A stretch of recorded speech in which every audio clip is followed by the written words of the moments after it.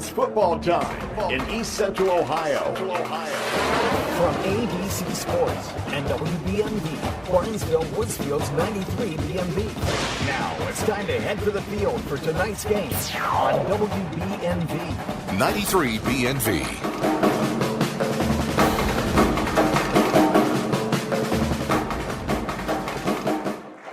Good evening, everyone, and welcome to Barnesville Stadium and our high school football game tonight between the homestanding Barnesville Shamrocks and the visiting Caldwell Redskins. Barnesville 6-0 and Caldwell 3-3. And to add on to it tonight, this is Barnesville's homecoming game, and we will have the Queen and all those activities at halftime tonight, and we will keep you up to date on that. I'm Mark Brown with Jeff Stevens.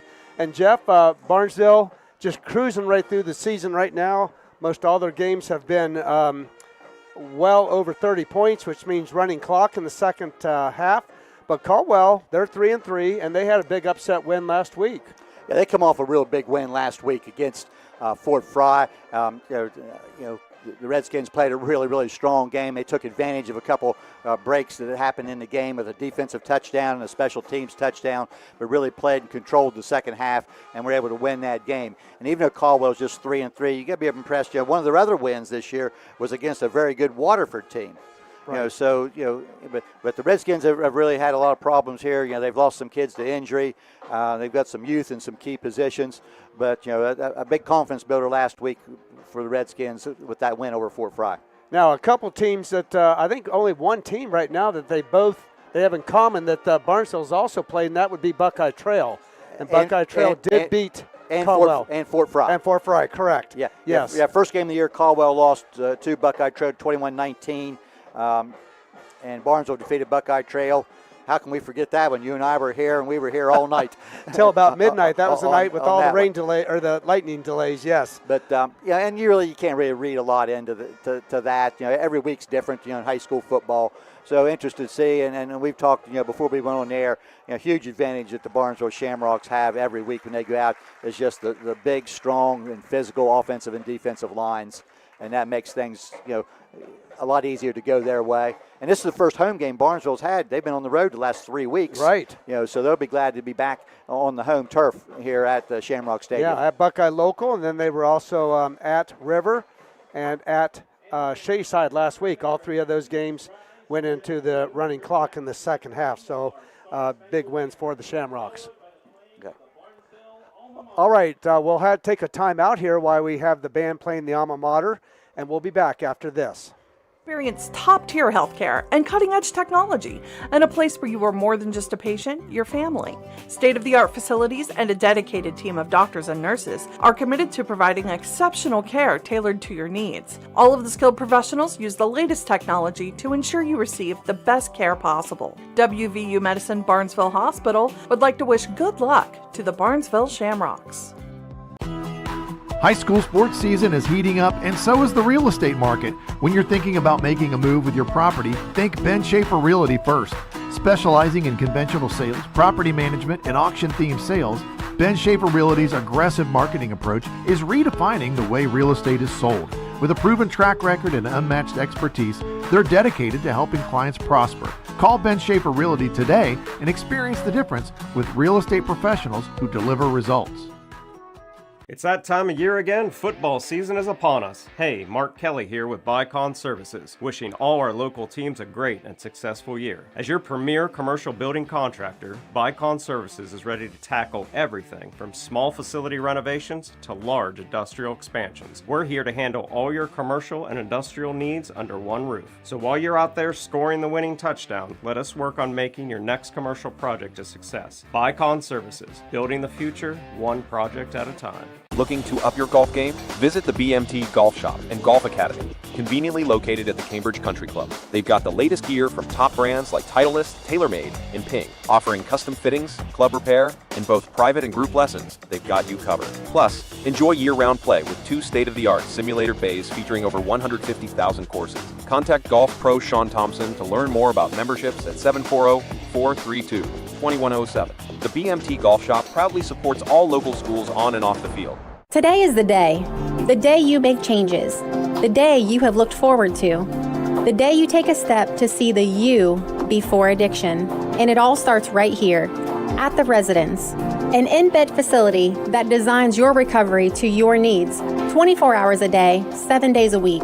I'm Crystal Reynolds for Cedar Ridge Behavioral Health Solutions. Our approach is personal, and it is as individual as your needs. We are here for you. Call 855-692-7247. You're locked on to high school football from ABC Sports. 93 BNV. Welcome back to Barnesville Shamrocks Stadium, where tonight the undefeated Shamrocks of Barnesville 6-0 taking on the 3-3 Caldwell Redskins.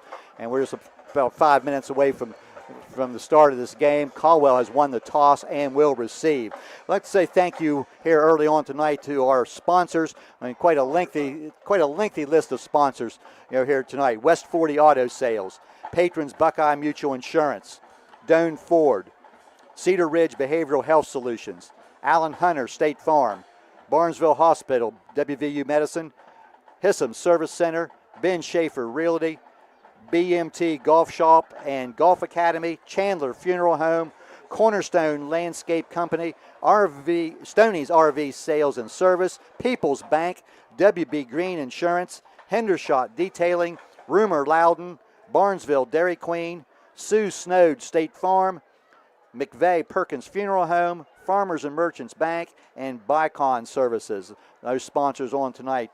And also tonight, at the conclusion of this game, we also will name a Caldwell Player of the Game. That's sponsored by Plus One Pizza in Caldwell. And that will be for the star of the game for Caldwell. So we got that taken care of. There was a few moments away here, Mark. And as I said, Caldwell did win the toss and will receive. So looking at their starting offense, their quarterback is a senior, Ethan Kroc. And he played tight end and defensive end a lot last year. He was back. One running back then will be Gavin Leake. Their tight end will be Adam Bender. And wideouts, there'll be three of them: Alex Herlin, Chaz Peffer, and Brody Chandler. And an interior line, which will be a key for play tonight: Blake Williams, Dalton Egnott, Brody Pitts, Charles Gessel, and Gyler Preston. And that will be the Caldwell starting offense tonight. All right, the starting defense for Barnesville. The defensive line, the two defensive tackles will be Blake Kirk and Salvador Almaraz. The defensive ends, Marshall Mead and Luke Taylor. The linebackers, the outside linebacker will be Camden Carpenter and Eli Messenger. The inside linebackers will be Heinz Ford and Logan Craker. The defensive backs, the two cornerbacks, will be Brady McIntyre and Cole Francis. And the safety will be Casey Carpenter. While I got a minute here, Jeff, I want to announce real quickly the names of the 10 young ladies vying for the homecoming queen tonight. Lily Welsh, Shamia Samora, Grace Starr, Kylie Powell, Peyton Dudzik, Olivia Phillips, Ava Sabutka, Abigail Johnson, Lexi Greer, and Marley Strawn. And that will be at halftime, and the young ladies here pick a box with a rose in it, and the off-colored rose is the winner. I'll tell you what, Mark, we still got about 2.5 minutes here before kickoff. Let's go ahead and step aside for one more break here before we get started here tonight. Barnesville Shamrocks and Caldwell Redskins here on WBNV. Also live stream tonight on YRP TV through Facebook and YouTube. And thanks for everybody joining us. We'll be back with the kickoff after this. This is Brian Chandler and Hallie Morgenstern Blackstone here from Chandler Funeral Home and Cremation Service. As our local youth from Caldwell and Shenandoah hit the field this season, we want to send a huge shout out and best of luck to each and every one of you. Whether you're on the field, the court, or the track, we're rooting for your success. Go Zeps and go Skins. Here's to a fantastic season ahead from all of us at Chandler Funeral Home. Thank you for letting us care for your community for over 2 decades. If you're in need of a well-established landscape hardscape contractor in the Belmont County area, count on Cornerstone Landscape. Established in 1999, we specialize in retaining walls, paver patios, decks, lawn care, and much more. We're here to help you every step of the way. From design to maintenance, we do it right the first time. Call Cornerstone Landscape today, and let's build the landscape of your dreams. Visit cornerstonelandscapeoh.com or call 740-782-1787. We're back here at Barnesville where we get ready for the kickoff between the Barnesville Shamrocks, 6-0, and the Caldwell Redskins, 3-3. Barnesville has come out onto the field. We are still waiting for the Redskins. While we got a minute here, we want to mention tonight, not sure which one you're watching or listening to us, but this game is on the radio tonight, broadcast live, WBNV 93.5 FM, and also free on YouTube, YRP, as in your radio place, YRP TV, and you can get on and watch this game for free tonight, and you'll also hear us on that. And you can go to yourradioplace.com and be connected to either one of those. So if you've got anybody out of the area or somebody not able to come tonight, please let them know that they can listen or watch the game live tonight on the radio and TV. And Caldwell has just come out. Jeff, you said some injuries, but a fairly small team as far as numbers. They've only got about 5 or 6 kids on the bench. Yeah, very few kids available because of injuries and other factors. The Redskins will receive here. Chaz Peffer, who had a kickoff return for a touchdown last week, is one of the deep men along with Brody Chandler. Now, we saw one other team, that was Buckeye Trail earlier this year. They decided to take the ball first on offense, and Barnesville had an onside kick and recovered it, and that shot that theory, or that plan all the heck for them. We'll see what Barnesville does here tonight. And I'm sure Caldwell coach Chance Rucker is well aware of it. Kick, and this will be a line drive down to about the 5-yard line. That's Chandler across the 15, 20, 25. Breaks through the tackle. He's going to be brought down across the 30 line. Looks like Evan Lowe got in on the tackle, the kicker there. And so decent field position here for Caldwell. They'll put the ball down on the 30, about the 32-yard line. I tell you what, 3 or 4 Barnesville Shamrocks on him at about the 20, and somehow he just squirted right through there and picked up another few yards before Evan Lowe, the kicker, brought him down. Yeah, as I mentioned, Chaz Peffer had a kickoff return for a touchdown in Caldwell's big win over Fort Fry. So their quarterback is Ethan Kroc. He'll be in the shotgun and sometimes in the pistol formation. The running back beside him is Gavin Leake.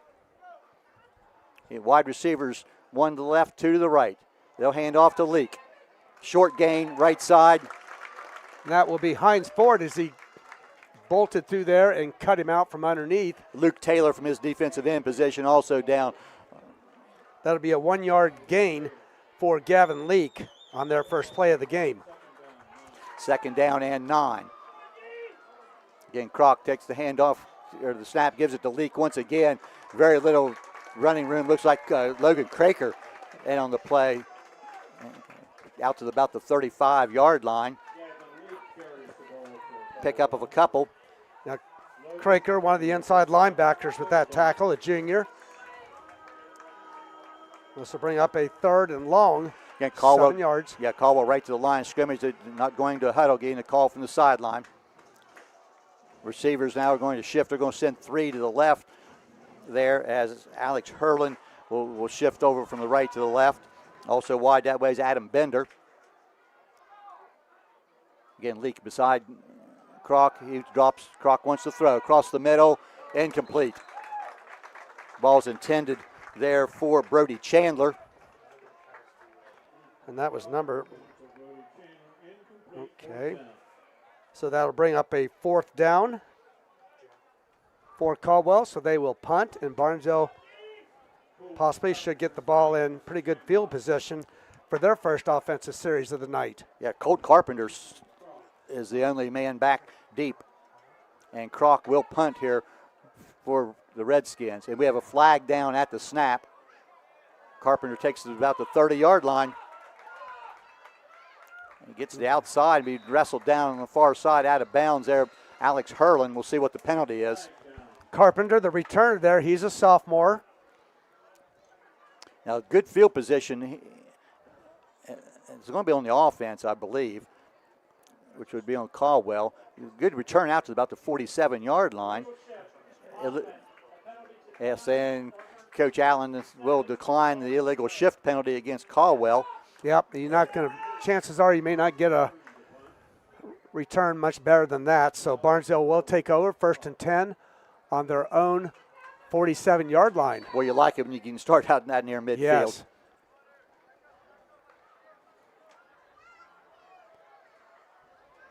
Casey Carpenter with Kobe Jones and Trey Tulliver, the tailback. He'll hand it to Tulliver. Tulliver will squirt through. He's got a big hole there, and he will pick up about 13 or 14 yards. He's going to be down to the 30. We got a man down on the field.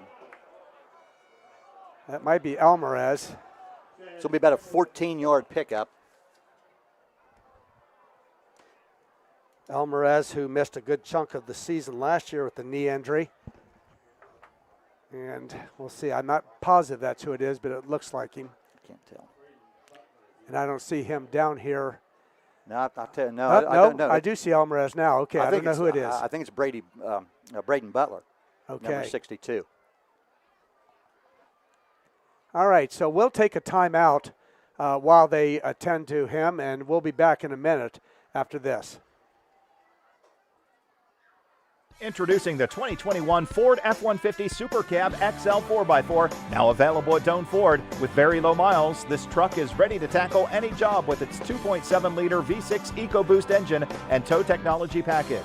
Enjoy a stylish look with the chrome appearance package and stay safe on the road with Ford Copilot 360 2.0 and auto high beam headlamps. Price to sell, it's an unbeatable deal. Don't miss out. Call Doane Ford, 740-782-1965, or visit DoaneFord.com today. And as you can see, if you're watching us on YRP TV, that is Braden Butler, a senior lineman, and he is walking very gingerly on that left leg. Not sure if it's a knee or an ankle, but Barnesville's been very fortunate so far this year with injuries. Hopefully he can come back from this here tonight.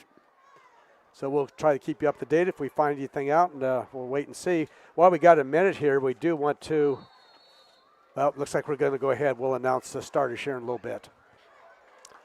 So again, the same formation will be a power I, Casey Carpenter under center, Colby Jones fullback, Trey Tulliver, two wide receivers left. This will be a pitch to Tulliver, and he looks around, not able to find a whole lot there. He'll pick up maybe 2 or 3 yards before he is brought down. That Gavin Leake had a hold of an ankle there and brought Tolliver down, about a 3-yard pickup.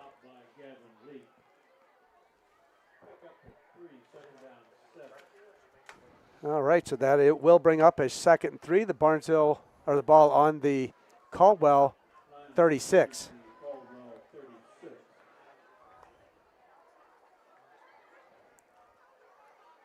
I think it looks like Dylan Lucas has now come in on the offensive line in place of Butler. All right, and this will be a quick pass out to Camden Carpenter. He breaks a tackle, but he will be taken out of bounds there before he gets to the first down. That's Colt Carpenter. Colt, okay, my bad. That's number 1. I apologize. Ethan Crocker forced him out of bounds. That's a very short gain down to the 32-yard line, only about a 4-yard pickup.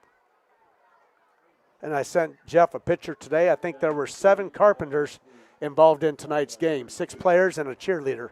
So we may get our Carpenters mixed up. That'll be a gain of about 3 or 4 yards.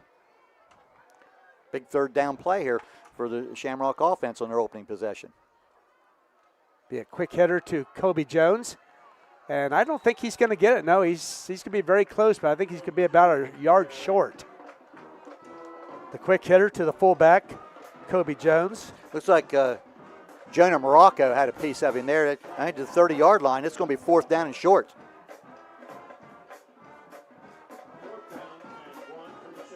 And obviously from this position on the field, Shamrocks will line up and go for it on 4th down from the 30-yard line. May see a keeper here. We've seen that quite a bit in this situation, or just another quick hitter. There's that pack. And Barnesville use that power I formation stacked now. I formation. So they may let the 2 lead Trey Tulliver through here, and that's what it'll be.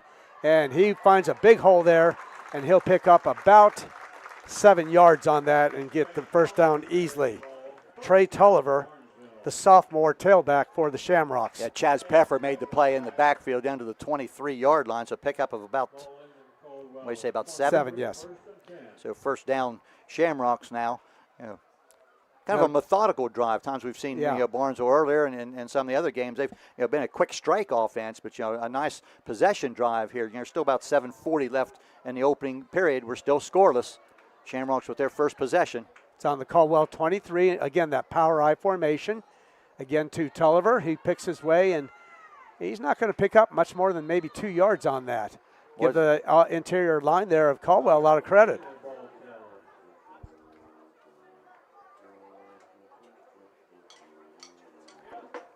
Tulliver now 4 carries tonight, 26 yards. Looks like Croc along with Dalton Egnott, on the play inside. Very, very short gain.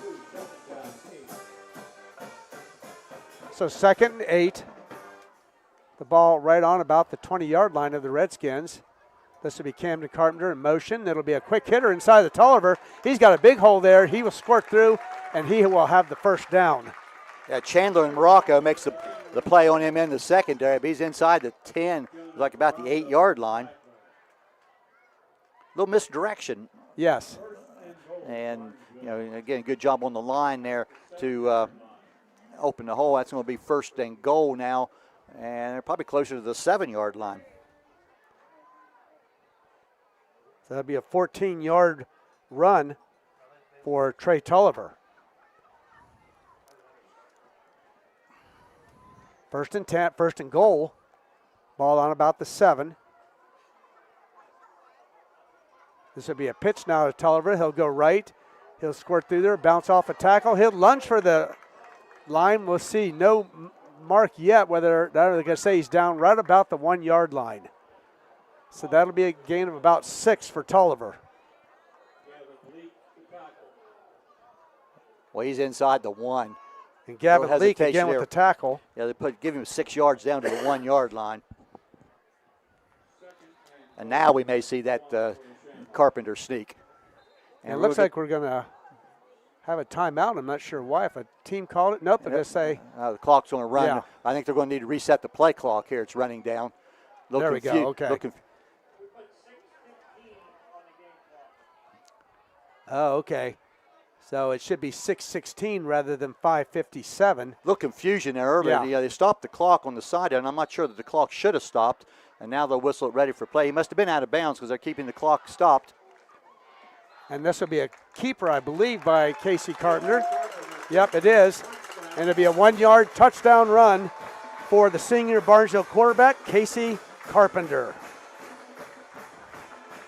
So Barnesville again able to score. We were talking about this before the game. We think that they've scored on their first possession every game this year.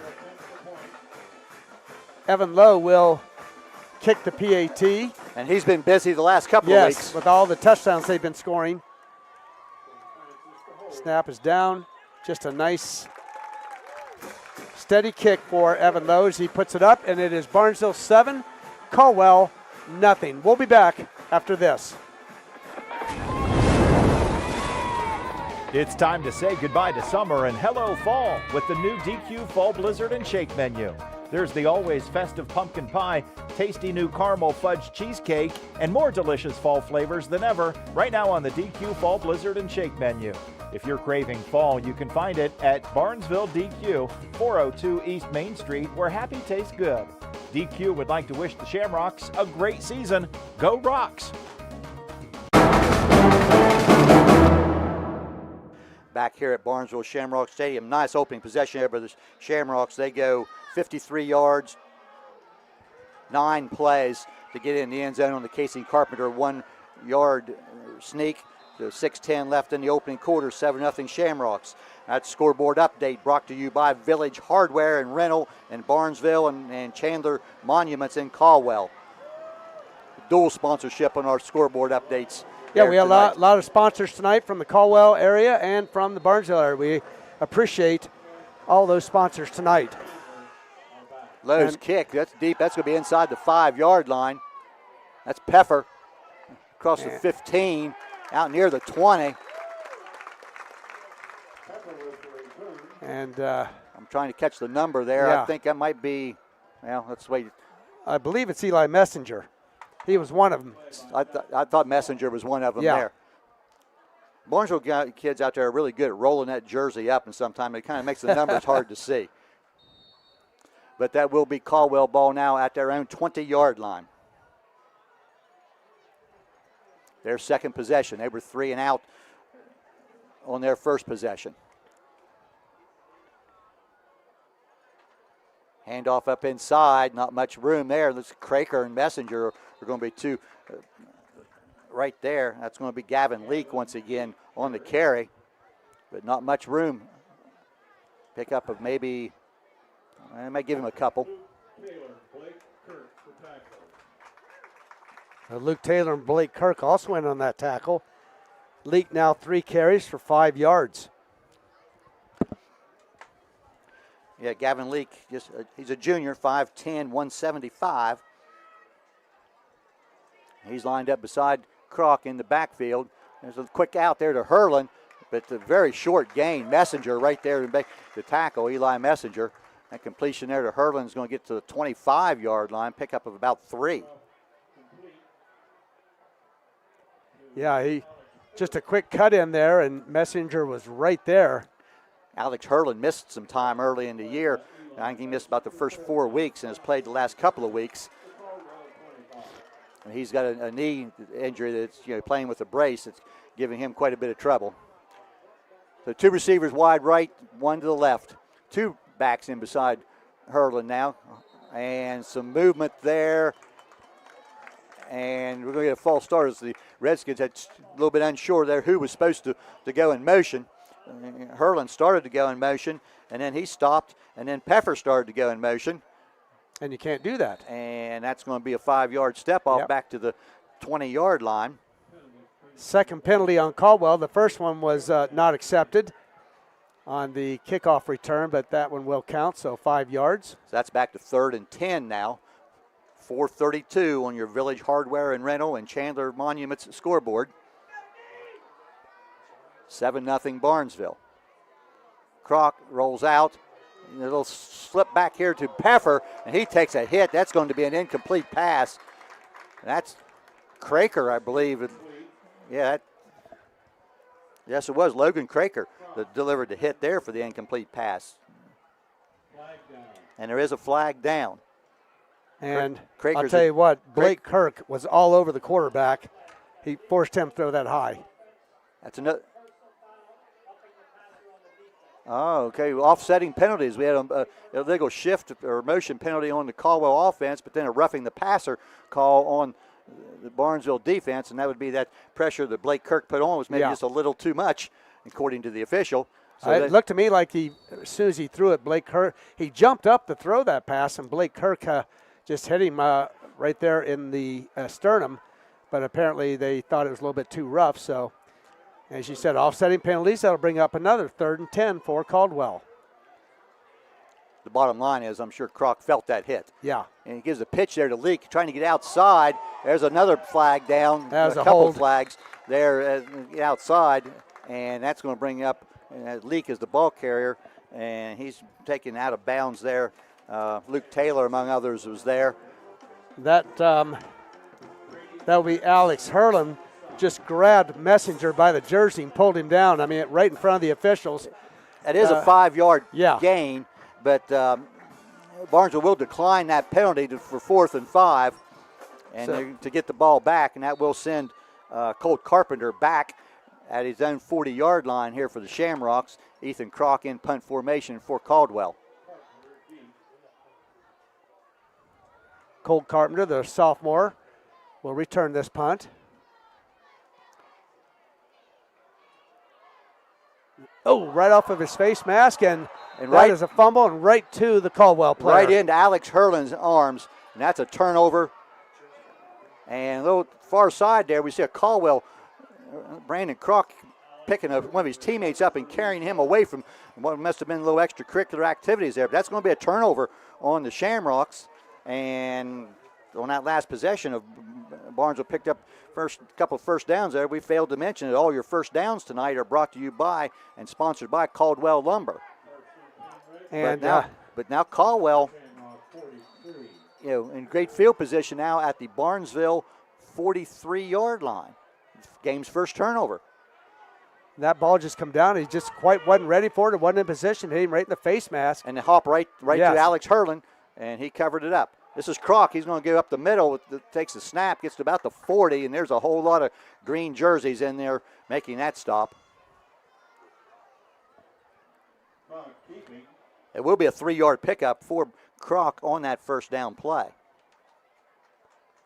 I'll tell you what, hard to say who made that tackle or who was in there first. They're going to say Salvador Alvarez made the first hit. Well, in the middle there, you've got Alvarez in there, and you've also got Blake Kirk in the middle, along with the linebackers in there. Luke. Hines Ford's in on lots of plays in there. Second down, 7. Kroc surveys the situation, tries to get up the middle, but he gets the line of scrimmage and going to be driven back. And I think Hines Ford's one of the first ones there. And Craker in on that. No gain. That's going to be third down. And I'll tell you what, not a very big crowd here from Noble County tonight following the Redskins. Well, not a lot of kids in uniform for the Redskins. Right. And not a real large band. So not a lot of parents. But last week, Caldwell was able to take advantage of a couple of turnovers that they forced from Fort Fry. We'll see what they can do here on this 3rd and 7. Kroc rolls out to the right, still rolling. And he's going to try to get back to the left, cuts up field. Now he's got some running room. He's going to be tripped, keeps his balance, across the 30, still on his feet. And that's going to be a Caldwell Lumber first down for Brandon Kroc. And what an individual effort that was. Wow. He got about a 10-yard gain, but he ran about 40 yards. But he was able to keep his balance. It looked like he was going to stumble and be down short of the first down, but was able to keep his balance. Fine job by Brandon Kroc, the senior. And down at the 31-yard line, and that is a Caldwell Lumber first down for the Redskins. So let's see if they can take advantage of this. 2 receivers wide right, 1 left.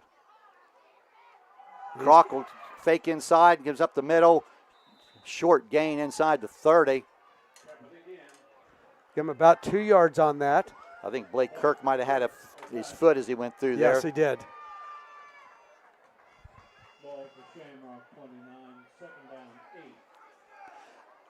I tell you, a big thing that's happening here, too, for Caldwell. This is kind of what you want when you know you're the underdog in the game. A long possession. They're taking a lot of time off the clock. You're running the ball and shortening the game. And Kroc now wants to throw. Rolling out, and it's some pressure, trying to get to the outside. He's hitting the backfield, still on his feet. Finally gets it away, and we'll see. I don't see any receivers in that area. Luke Taylor had a hold of him, I believe. And, of course, it was being brought down. The official on that side has his hat off. I think the receiver that may be an indication the receiver went out of bounds and come back in. But they're going to call Kroc down. No, they are going. I did not see the flag, but they are calling intentional grounding. They are calling intentional grounding. And that's 5 yards from the spot of the foul, which was the 40. Now the penalty will take it back to the 45. And that is going to be, and I believe that's also a loss of down. Now, I did not see the flag down, but I thought it was definitely a grounding penalty. There was no receiver in the area. It's 3rd down now and about 20. And Kroc back, wants to throw. Under pressure once again, trying to get to the outside, across the middle. That ball's going to be intercepted at the 35-yard line. This is Eli Messenger. Messenger down the sideline, and he's down inside the 20-yard line. Eli Messenger with the interception. And you remember earlier in the season, Messenger had a pick for a touchdown. Hey, Eli Messenger, I can say this. That's just like his Uncle Cliff used to teach him how to do. And if Uncle Cliff's listening, I'm sure I'll hear about it. Yeah. Eli, a very good hurdler on the track team, and you can see that speed there. A nice jump. Outrun I think that was the quarterback that got him. And they put the ball down at the 13-yard line. There's that short field now that Shamrocks have. Barnesville leading 7-0, 1:03 left in the opening quarter here on your Village Hardware and Rental scoreboard, and also your Chandler Monuments scoreboard. And Jeff, I'm not sure who it was, but Kroc was under a lot of pressure there. Yes, he's been under pressure all over him multiple times tonight. Now they reset the game clock now. The second time tonight they've had to reset the clock to 1:20, but the ball is still on the 13-yard line, so very short field for the Shamrocks.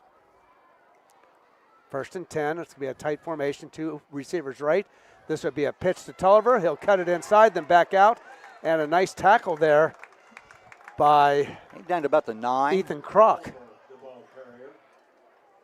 Yep, we'll give him about 4 yards on that. That's the thing with Ethan Kroc. You know, you hate when your quarterback is also one of your inside linebackers and have to make so many plays, but, you know, the Redskins really don't have a whole lot of options. We only see about 6 or 7 players on the sideline in uniform. So second now and 6. Ball on the Caldwell 9. This would be a reverse pass to Tulliver, and a nice tackle there. And by Caldwell. That's Gavin Leake that came up and made a really nice play. That's going to lose yardage. Put him back at the 11-yard line, loss of a couple yards on the pass completion. But Gavin Leake did a nice job and come up and made a nice open field tackle on an individual. It's not easy to bring down one-on-one. And the play went to the right, and give Ethan credit there. He stayed in his position and was right there to make the play. And we had some movement, and we're going to get a whistle, and I think that's going to be on. It looked like defensive Caldwell. line movement there. And it is encroachment on the Redskins. And again, those are the kind of mistakes that, you know, Caldwell cannot have tonight. Especially with the ball that close as it is. And having a turnover. And the clock's now going to run down here, and that's going to take us to the end of the first quarter of play on your Village Hardware and Rental and Chandler Monument scoreboard. We've played one period here at Barnesville. Shamrocks 7 and Caldwell nothing. Just like on the field, we believe in teamwork with our customers. This is Ashley Rich from the Farmers and Merchants Bank on the Square in Caldwell. With our services, you can bank from your home, the office, or even at the stadium. You can sit back and enjoy the game knowing your money is in great hands. Good luck to all the local teams this year from everyone at the Farmers and Merchants Bank, member FDIC.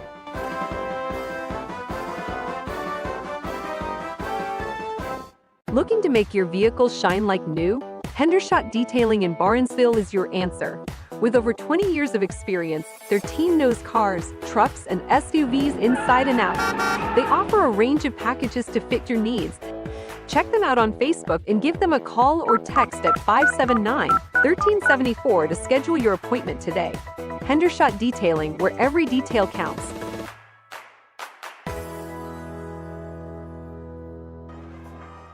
We're back here at Barnesville on homecoming night. The Barnesville Shamrocks leading Caldwell by a score of 7-0.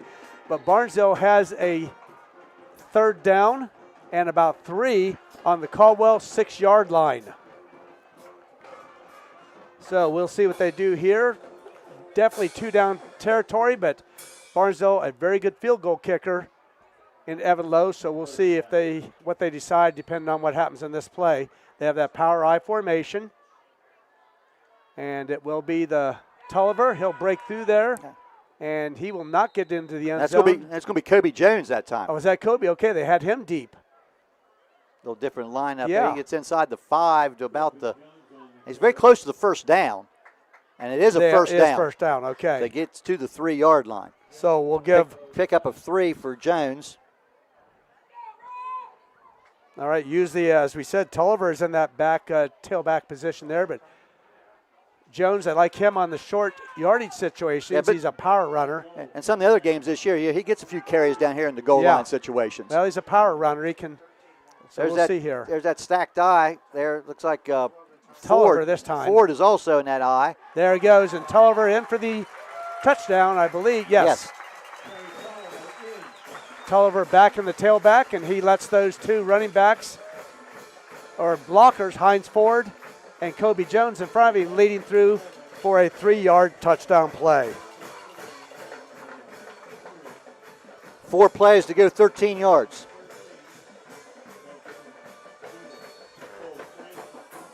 $53 yards rushing now for Trey Tulliver.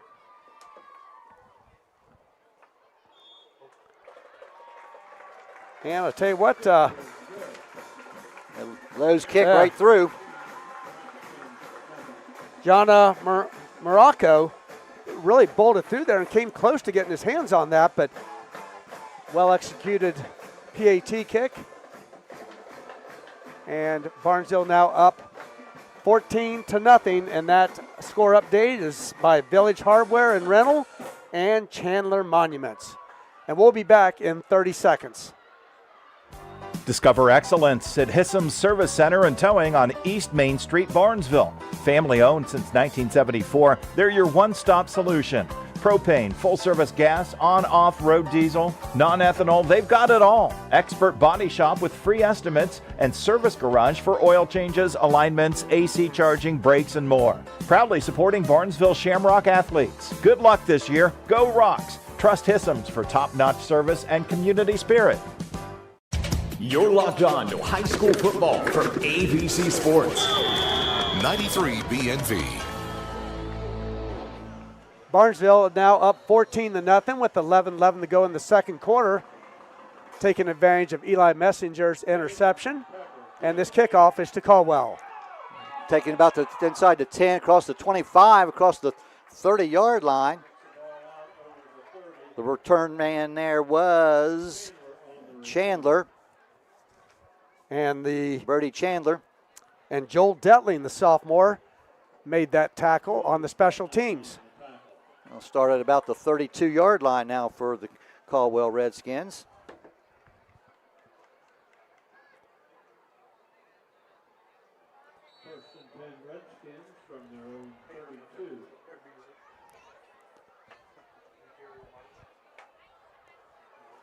Two receivers wide right, one to the left. Croc single back beside him. Probably his leak. Croc will now roll to the right. Looks like he wants to throw. Gets the ball downfield toward the sideline. Incomplete. Intended for Hurlin over there. And defending for the Shamrocks is Carpenter, I believe. Yeah, Casey Carpenter. Free safety and also Messenger in there. And that, even if Hurlin had caught that ball, I think he would have been out of bounds.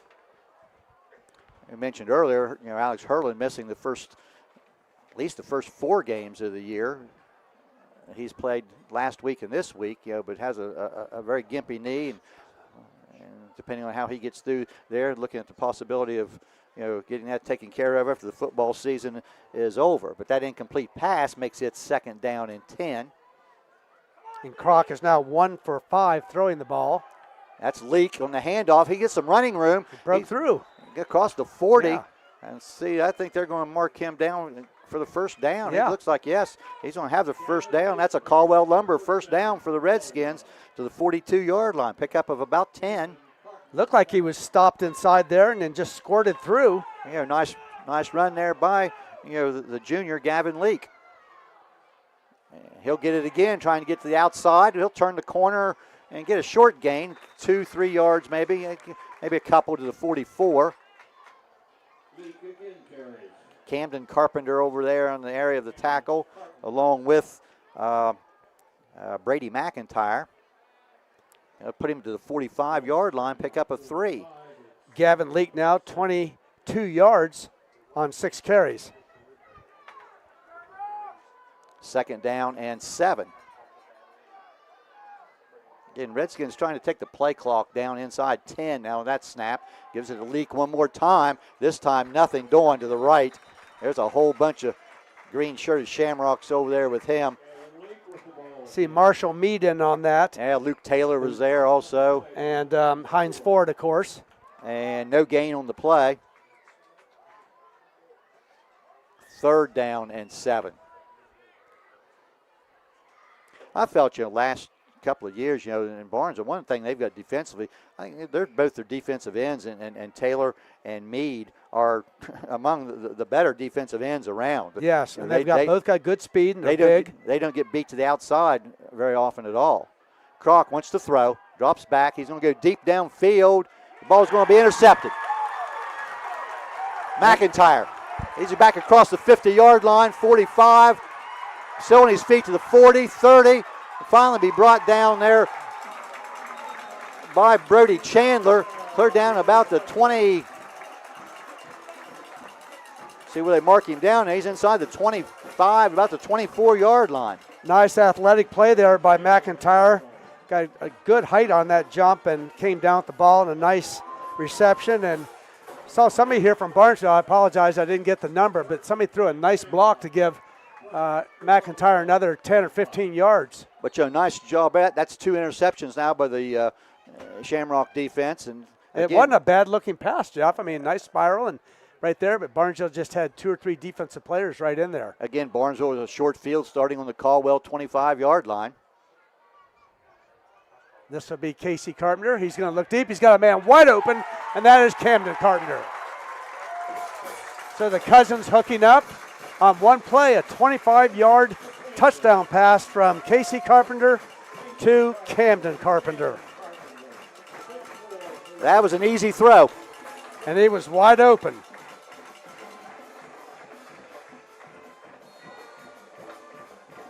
So Casey Carpenter, 3 for 3 throwing the ball. And Evan Lowe, again, will take the... Cole Francis is the holder. Cole, the backup quarterback. And, I don't know if somebody got a piece of that or he just shanked it. I wasn't looking at it, so... That's unusual, though, for him to miss a PAT.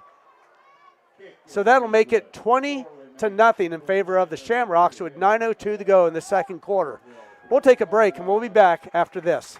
This is Ken Perkins. Robin and I and the staff at McVeigh Perkins Funeral Home want to wish Noble County athletes from Shenandoah and Caldwell High Schools an exciting fall sports season. We also want to wish all students a successful school year on and off the field. In our tight-knit community, our kids are our future, and we are honored to watch them succeed.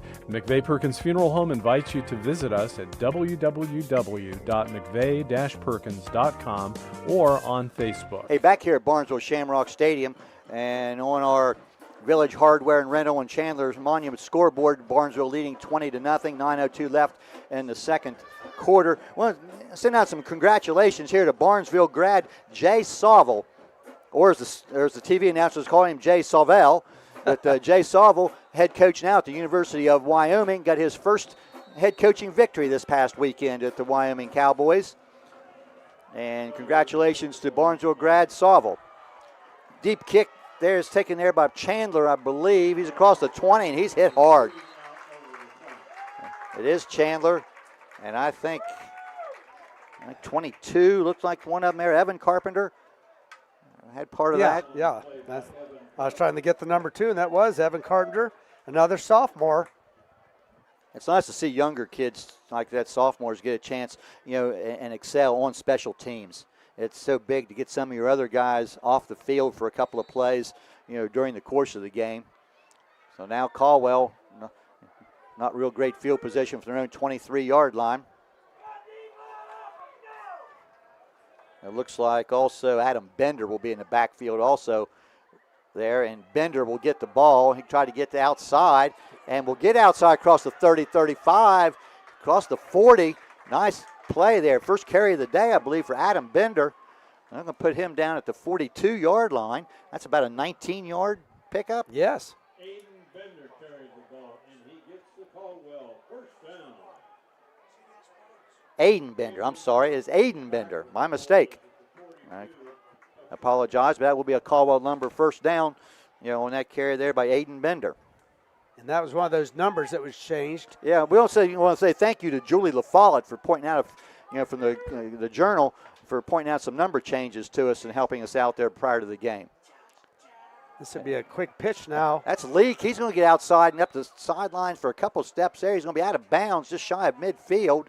See where they mark him at about the 48 yard line. That's about a 6-yard pickup. Good play there by Gavin Leak. Yeah, several positive yard runs here by the Redskins, especially by Leak, and of course that last one there before that by Aiden Bender. By Bender. Yeah. But it's second down now and about 4. Croc's going to take it right up the middle, bounce to the outside. He's going to get another first down. Camden Carpenter will make the play on him along with Blake Kirk. Kirk, yep. And they'll put it into Barnesville territory at the 48-yard line, about a 4-yard pickup. And that is a Caldwell Lumber first down for the Redskins. Their second first down on this possession. Croc now 19 yards on 5 carries. Caldwell's not going to look to throw the ball a lot. They want to be ground game first. And they have suffered a couple of interceptions tonight. This is Crock, pitches it out to Leak. Trying to get the outside, get out of bounds near the 45. There is a flag down. And flag it about where he turned upfield. And in most cases, that's going to be on the offense. Usually a hold. So we'll wait for the signal. Homer Martin is the head referee tonight there in the white hat. That will be 10 yards from the spot of the foul. It happened about a yard downfield. That will be on Alex Heron, excuse me. And that might be the second penalty on Alex on the outside blocking. And I saw him right after that flag flew. He just put his head down and sat there. Kind of easy to read that one. Put it down at the 43-yard line. That's 4 penalties now that have been accepted on Caldwell. They've had 2 that were not accepted by Barnesville. Against Caldwell shifts some people to the right side. Crock going to try to run to the short side of the field. Not much room there. He's going to get back to this side, and now he's got some running room. He's going to try to cut back, though, and that may have been a mistake. Yeah, I don't know why he didn't just keep going. I think he would have had a little more momentum there, but he was brought down there by several players.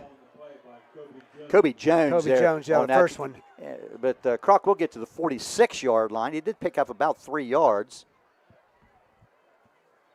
And that is second down now and about 16. Yeah, it looked like maybe, Crock, if he would have stayed to the outside, might have had a chance to get out around the corner. This is Leak up the middle. And he's going to get near midfield. He'll be stacked up by a whole lot of green jerseys and driven back. And they'll put him down, just see where they place it, just to be almost to midfield. A lot of green shirts in there on that tackle. They saying Logan Craker made the initial hit. About another 3-yard pickup. 20-0, Barnesville leading, 6.5 minutes left on your Village Hardware and Rental and Chandler Monuments scoreboard. And nose of the football just shy of the 50-yard line, third down and call it 12. And Crock wants to run it up the middle again and runs into some green shirts. Pickup of... I'll give him about 4 maybe. But it's going to be well short. We'll see what Coach Rucker decides to do here. Put him to the 47-yard line. Well, after being picked off twice already for big returns on a 3rd and long there, it is. Rucker decided not to go with the throw. It is 4th down now, 4th and about 9. The ball looks like they're going to go for it. The Barnesville territory at the Shamrock 47. Again, Leak beside Crock in the backfield. And now it looks like Caldwell will spend a timeout. And during this timeout, before we break away here, I got one other person I want to offer congratulations to. That the Caldwell volleyball team on Monday, one of their players, Chesney Long, reached the 1,000 career kills in her volleyball career. And for people not familiar with volleyball, a kill was an attack at the net that results in a point, and she has done that over 1,000 times now in her career. A really nice volleyball team that Caldwell has this year. They'll be in the OVAC tournaments next week and sectionals the week after that. So congratulations to Chesney Long of the Caldwell volleyball team. See, I got all that good stuff taken care of now. I can throw my notes away. And but it is 4th down now, so whether Coach Rucker has had a change of heart here, and I think they are going to now punt. May lined up there trying to get him maybe a little count, try to draw Barnesville offside and make it a little bit more manageable situation, but Barnesville didn't fall for that. So Ethan Crock will go back in punt formation on this 4th and 9. And again, Barnesville sending just one man back, and that's Colt Carpenter. Last time Caldwell punted, we saw Carpenter misjudged it, and the ball bounced off of him and resulted in a Shamrock turnover. There's Crock's kick. It's a high kick. Carpenter comes up, and he'll let that one bounce inside the 5, and it gets to the end zone. Good effort there on the trying to. Let's see, that was Chaz Pfeffer. And he really went all board down there trying to get that grounded right, maybe on the 1 or 2 yard line, but the ball just beat him in there. But that will put Barnesville now, give them possession at their own 20-yard line. And the Shamrocks have scored a touchdown on each of their possessions in this game. 5:25 left before halftime, 20-0 Barnesville on your Village Hardware and Rental and Chandler Monuments scoreboard. Casey Carpenter by himself in the backfield in the shotgun. And this will be a quick pass out to this McIntyre. Can't see the number. Now McIntyre had a good Okay. block. And make sure here. And his Messenger. Okay, Messenger was the man in motion. But on that little swing pass, McIntyre had the initial block. And they put the ball down now at the 34-yard line. Pick up a 14. And Carpenter right now is 4 for 4 throwing the ball. 4 different receivers. Just showing the versatility and the depth of this team. So that'll bring up a 1st and 10. The ball on Barnesville's own 34. We got double Carpenters wide left, Colt Carpenter and Bodie Carpenter. And this will be a pass to Cam Carpenter. Cam Carpenter. And he makes a nice move there. And he's still on his feet. And he will get down close to the 40-yard line. And that will be a 16. And let's see where they go. Let's see where they put it to 42. 21. 24. Yes, 24. 24-yard gain for Camden Carpenter. And another Caldwell Lumber first down for the Shamrocks. Camden Carpenter now 49 yards on 2 receptions. One was a touchdown. 3 receivers going wide left here for the Rocks. Casey Carpenter, the All-Ohio quarterback, and he'll throw it out this time. This will be McIntyre, I believe. That was a quick hitter out to the right flat. Yes. Yes, that's McIntyre. Jonah Morocco knocked him out of bounds at the 37-yard line. So that's going to be a 5-yard gain. 2nd down, 5 at the Redskin 37.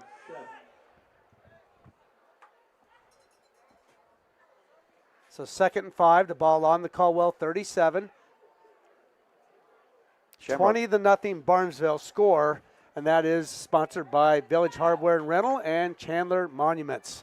And Barnesville's going to spend one of their 3 timeouts here. I think the play clock was running down there, so it will be a timeout. Let's go ahead and we'll step aside for a short break here. 4:14 left in the quarter, 20-0 Barnesville, just before halftime. This is Ken Perkins. Robin and I and the staff at McVeigh Perkins Funeral Home want to wish Noble County athletes from Shenandoah and Caldwell High Schools an exciting fall sports season. We also want to wish all students a successful school year on and off the field. In our tight-knit community, our kids are our future, and we are honored to watch them succeed. McVeigh Perkins Funeral Home invites you to visit us at www.mcveigh-perkins.com or on Facebook. Back here at Barnesville Shamrock Stadium, 20-0 Shamrocks, 4:23 left before halftime. And stay with us at halftime, our coaches show with Dave Hilliard and Brett Klein, an interview with the Meadowbrook coaching staff, or Meadowbrook head coach will be the feature of that halftime show. Good, Mark, you've got a couple I got a few scores here. Local teams, some of Barnesville played. St. Clairsville in the first quarter up over Bel Air, 14-0. Monroe Central, 14-0 over Shenandoah. Those are the next 2 Barnesville opponents. Bridgeport over Bellsville, 28-0, and Union Local, 21-7 over Cambridge. And this will be Casey Carpenter. He drops back. He's throwing it long. He's going for McIntyre. And did he catch it? Yes, he did. McIntyre, a 37-yard touchdown pass from Casey Carpenter. Boy, was that a well-thrown ball. McIntyre pretty well covered there. Well, but I'll tell you what, under. Casey Carpenter had all day plus some to stand back there and throw the ball. 37 yards to McIntyre. And you're right. I mean, Casey just sat back there and waited for McIntyre to get a little bit of distance from his defender there. And I didn't catch the defender, Jeff, but he was very close to McIntyre. Casey Carpenter just put it over his head, and McIntyre brought it in. And Evan Lowe's kick is up, and this one is good. And it is now 26-0 in favor, or 27, in favor of the Barnesville Shamrocks. And yeah, that drive was 4 plays to go 80 yards. And we'll take a 30-second timeout. We'll be back after this.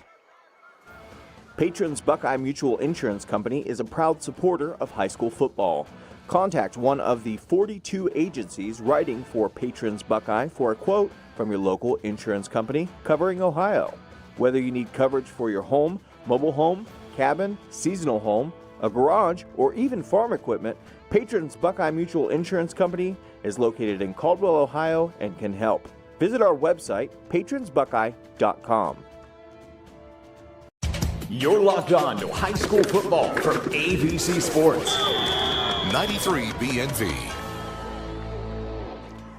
Back here at Shamrock Stadium, 27-0 Barnesville, 4:15 left before halftime. Real quick here, our sponsors, West 40 Auto Sales, Patrons Buckeye Mutual Insurance, Doane Ford, Cedar Ridge Behavioral Health Solutions, Allen Hunter State Farm. We'll get the rest of them here after this kick return here by Chandler, and he's going to be knocked down on the far side. Also, Barnesville Hospital, WVU Medicine, Hissam Service Center, Ben Schaefer Realty, BMT Golf Shop and Golf Academy, Chandler Funeral Home, Cornerstone Landscape Company, Stoney's RV Sales and Service, People's Bank, WB Green Insurance, Hendershot Detailing, Rumor Loudon, Barnesville Dairy Queen, Sue Snowd State Farm, McVeigh Perkins Funeral Home, Farmers and Merchants Bank, and Bicon Services. Chandler there ran into one of his own players blocking for him, slowed him down, then he was brought down right on the 21-yard line. So 1st and 10, and this would be a quarterback keeper by Kroc. Ethan Kroc, yes. But not much in the middle there. I'll tell you, you go up the middle. About 5 yards on that. Not too bad, I guess, for first down. But you go up the middle, you run into Blake Kirk there most of the time. All 5'11", 270 pounds of him right in the middle at that defensive tackle spot. So yeah, put a 5-yard pickup there, a little more than I thought there by Kroc. 2nd and 5. And they'll try it again up there. Kroc. Again, somebody's got a hold of him, but Kroc fighting forward. He's out near the 30. He's going to be a couple yards short of the first down. Looks like they might get to give him about 3, I think, to the 29 on that. So, and Ethan Kroc is a 6'3", 205-pound, and for those people, I'm sure the Caldwell people know, Barnesville, he was a very, very good discus thrower and shot putter on their track team last year. Went to the state in the discus, so he's a big, strong kid. 2 receivers coming out here wide to the left. One of them is Hurlin. 3rd and 2. And they'll give it to... Oh, my gosh, yep. And nobody touched. Well, that's Gavin Leake on the carry. Yeah, but nobody touched Luke Taylor there, and he was in the backfield all over him. Barnesville's going to spend a timeout here. They'll be generous and give Leake back to the line of scrimmage. And no gain. And set up a 4th down. Barnesville will spend that timeout, at 2:44 before halftime, 27-0, to try to get one more score and good field position here before halftime. And remember, Barnesville does get the ball to start the second half. Yes. And a reminder, we will be back here. We will be on both WBNV and YRP TV the next 3 games here at Barnesville. Next week will be at Monroe Central, and they going into tonight, and it looks like a good chance. Those teams will both be 7-0 going at each other next week. So congratulations, Monroe having a very good season. The week after, the last 2 games are home for Barnesville. 2 weeks from tonight, Shenandoah. And as we said, Shenandoah and Monroe Central playing each other tonight. Monroe was ahead 14-0. And then the final game, of course, home against right now a still undefeated Union local team. So some good teams coming down the road here for the Shamrocks. Kroc gets the kick away. It's going to hit short and roll, and the Shamrocks will let it roll down around the 31-yard line. And Caldwell will return home for the next 2 weeks. They play Shadyside and Toronto the next 2 weeks. They have to be favored in that Shadyside game. Toronto having a pretty good season. So Barnesville will start this possession on their own. Let's see where they finally marked it down at the 30-yard line. So 2 minutes, 34 seconds, 70 yards needed by the Shamrocks here, and they have 1 timeout remaining. And I say we've seen Barnesville score quickly many times here. They'd like to get this score over 30 and have that running clock in the second half.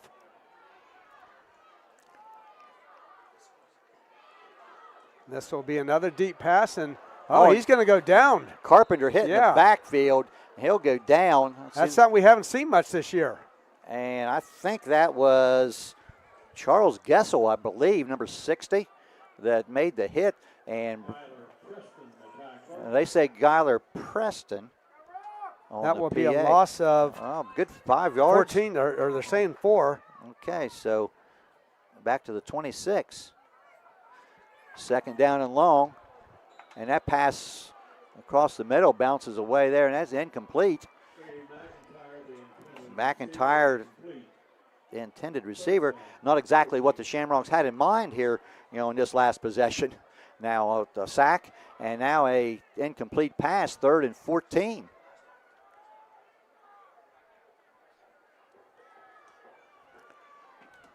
Yep, I think they were hoping to put a drive together here and maybe score, and if nothing else, just use the rest of the clock up for the rest of the half.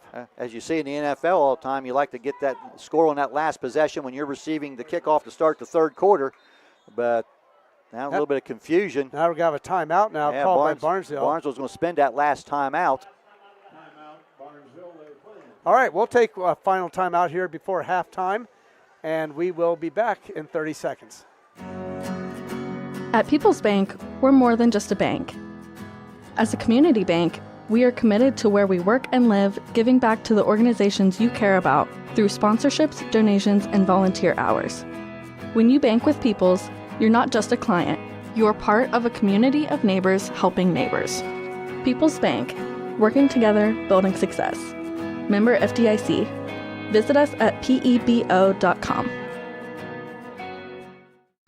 We're back here at Barnesville, where the Shamrocks will use their final timeout of the game, or half, and try to plan something here to get the first down. It is 3rd and 14 after a rare sack on Casey Carpenter. Yeah, 27-0 Barnesville on your Village Hardware and Rental and Chandler Monuments scoreboard. Barnesville 3 wide receivers right, 2 left, and they... and there was some there's a miscommunication there. There were 3 Caldwell players deep, and McIntyre was going down the field, but that ball was not close to anybody. Incomplete. And wow, that's unusual. See that. We're going to see a Barnesville punt. And that's unusual too. And that will be Evan Lowe. I'll tell you what, McIntyre just went out about half speed. And I think maybe he thought he was going to streak or something. There was miscommunication there for sure. Coming off a timeout, you hate to see that. And this is a short punt by Lowe. But it takes a good Barnesville bounce. Oh, my. And that's going to bounce about 15, 20 yards down to the Caldwell, about the 32. So with 1:45 to go, Caldwell has most likely the last possession of the half. Caldwell still has 2 timeouts left, but we'll see. We've not seen the Redskins go up top and throw the ball very much here in the game. They've only thrown the ball. What do you got there, Mark? 6 times. 6 times with 2 interceptions. But we'll see here now. 4th down from their own 32-yard line. And Kroc will drop. He'll quickly over the right sideline. That's going to fall incomplete. Aiden Bender was the intended receiver. Down at his feet. And right now, Kroc is 2 for 7 throwing the ball.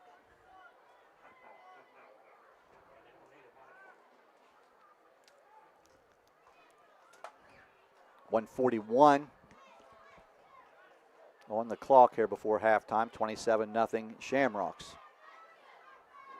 And Kroc kind of rolling here to his left. Quick out here, and that's incomplete. I think that, intended for probably Brody Chandler. Gavin Leake was also in the area, but it bounced in between them, incomplete.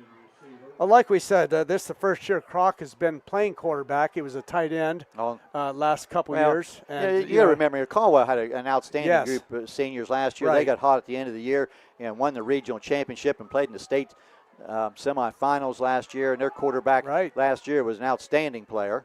among other seniors that they had. You go through those cycles. We all know that, and some pressure there by Luke Taylor. Yeah. Putting pressure on, and there was a receiver over there. Leak was over in that area.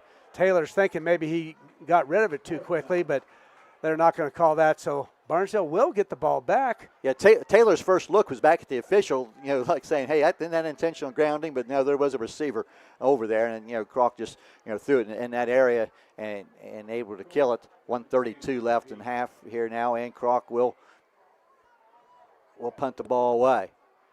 This is high nice and high short.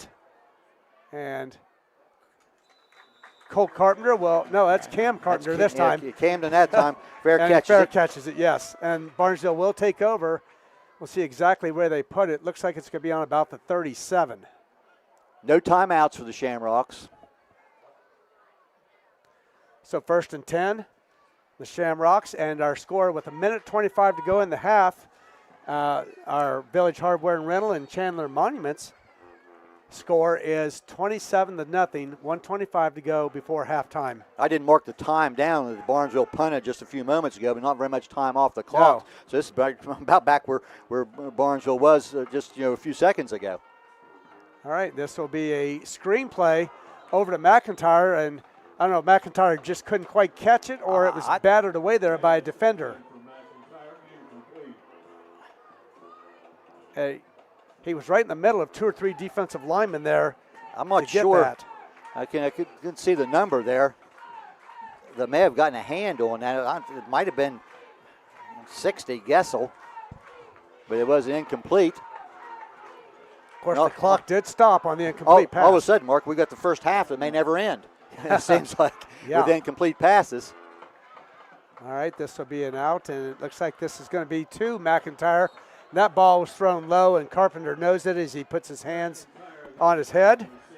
And now he has had 3 straight incomplete passes now after starting out 7 for 7. All the games we did last year, we commented different times, the high percentage of completions that Carpenter had last year and this year. But you hear all of a sudden now, I'd say 3 straight incomplete passes, and it's 3rd and 10. We still have 1:16 left before halftime. McIntyre bringing in the play and giving it to Casey Carpenter.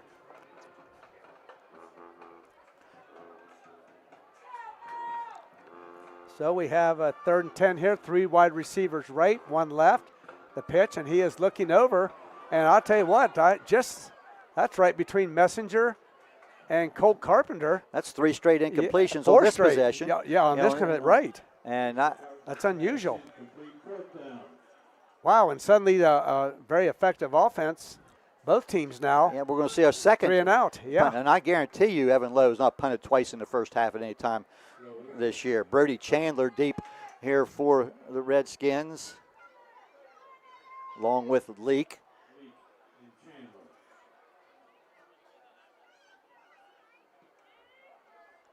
And this punt. That'll be Leak over about the 34. It's across the 40 to the 45. Gavin Leak broke a couple tackles on that and got up to about the 45-yard line of Caldwell. And that'll be 1st and 10 with 1:01 to go in the second quarter.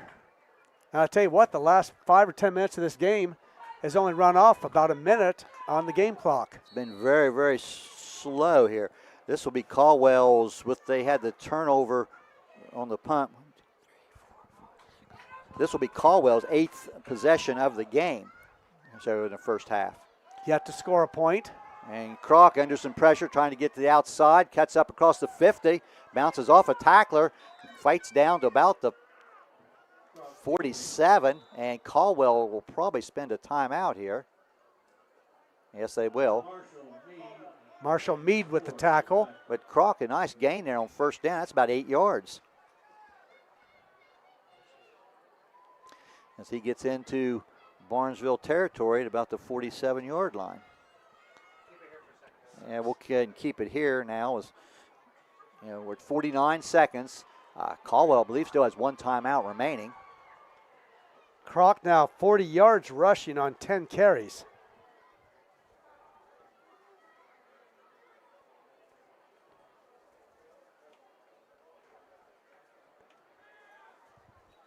Caldwell has moved the ball a little bit here on the ground. Yeah. Just looking at your stats, Leak has about 31 yards rushing. So, but Caldwell just not been able to string together a couple plays in a row. Right. But it is 2nd down and 2 from the 47-yard line. And that is in Barnesville territory. Three wide receivers left. He is going to drop back. He's going long. He's going deep downfield. On McIntyre, and that's well out of bounds. That's Peffer, the intended receiver. Got a decent arm, just not real accurate. Now 2 for 10 throwing the ball. And I'm not sure who the coverage. That was McIntyre. McIntyre yes. on the coverage there. He was with him stride for stride. Pretty nice job there by Brady McIntyre. So now it's 3rd down and 2. And Croc wants to roll to the right. There's a quick pass, and I think that was knocked down. Yeah. That's incomplete. I'm not sure who. He had a receiver open over there in the right flat. And I'm not sure who knocked that down. I could not see there. Peffer, I think, was the intended receiver. 54, we're told here, and that is Marshall Mead. That's Luke Taylor. Okay, right. He's a defensive end on that side. So now 4th and 2. And Caldwell's going to line up with 3 receivers left and try to go for it here. And Croc's going to run it up the middle. He's going to get his first down, spins away across the 40 to about the 37.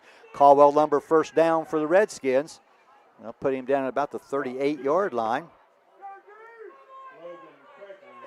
9-yard pickup.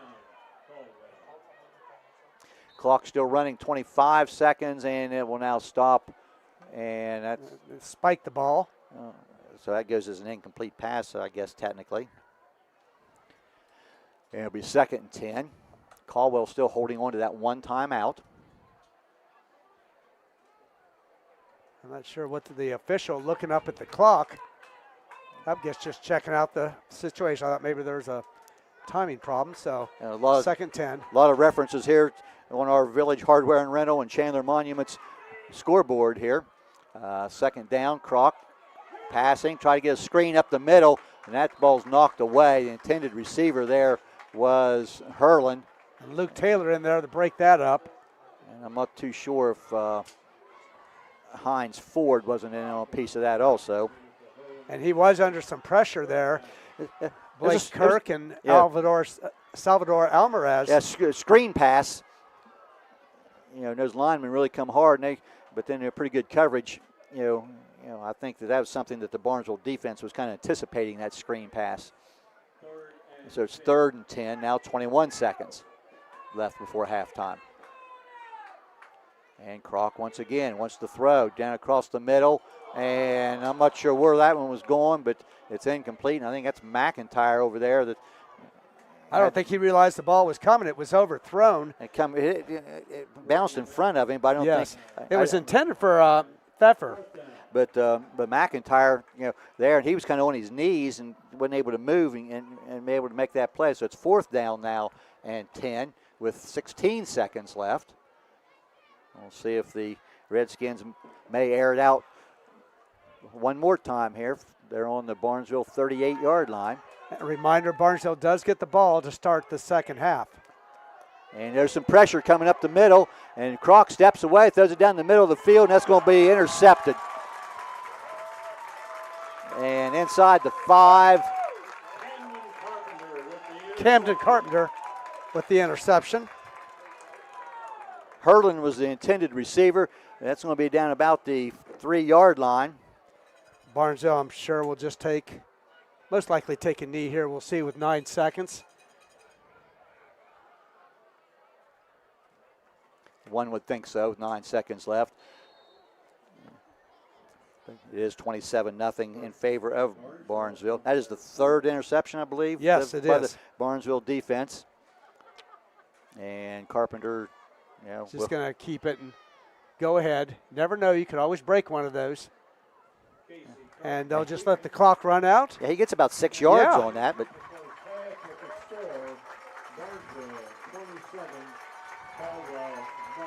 All right, so here at the half, it is Barnesville up 27-0. over Caldwell. We will take a break here and have the halftime report. Have Dave Hilliard and Brett Klein with our local halftime show here at halftime with the head coach at Meadowbrook and what's his name? Well, you're tune into the interview right here and you're going to find out. And also, this is homecoming, so if we come back in time, we'll see who the queen is. If not, we will let you know as soon as we return here. And again, your score at halftime, Barnesville 27, Caldwell nothing. We'll be back after this break. Welcome to the ABC Sports Halftime Show, Week 7 of high school football. Brett, hard to believe we've already got that far in the season, and we've got 5 games on the ABC family of stations tonight. Kick it off for us. So I will be over in Belmont County for Caldwell at Barnesville. Now, Barnesville, the Rocks, let me tell you, they are looking very good. They have a very strong regular season win streak going on. Yep. They've went undefeated in the past 2 regular seasons, maybe even more, and they're 6-0 already this year. And they're playing Caldwell, who's been a struggling team this year. But I think with Barnesville, they have a very good chance to really dominate this game, as they've dominated the series 25-13-1 overall.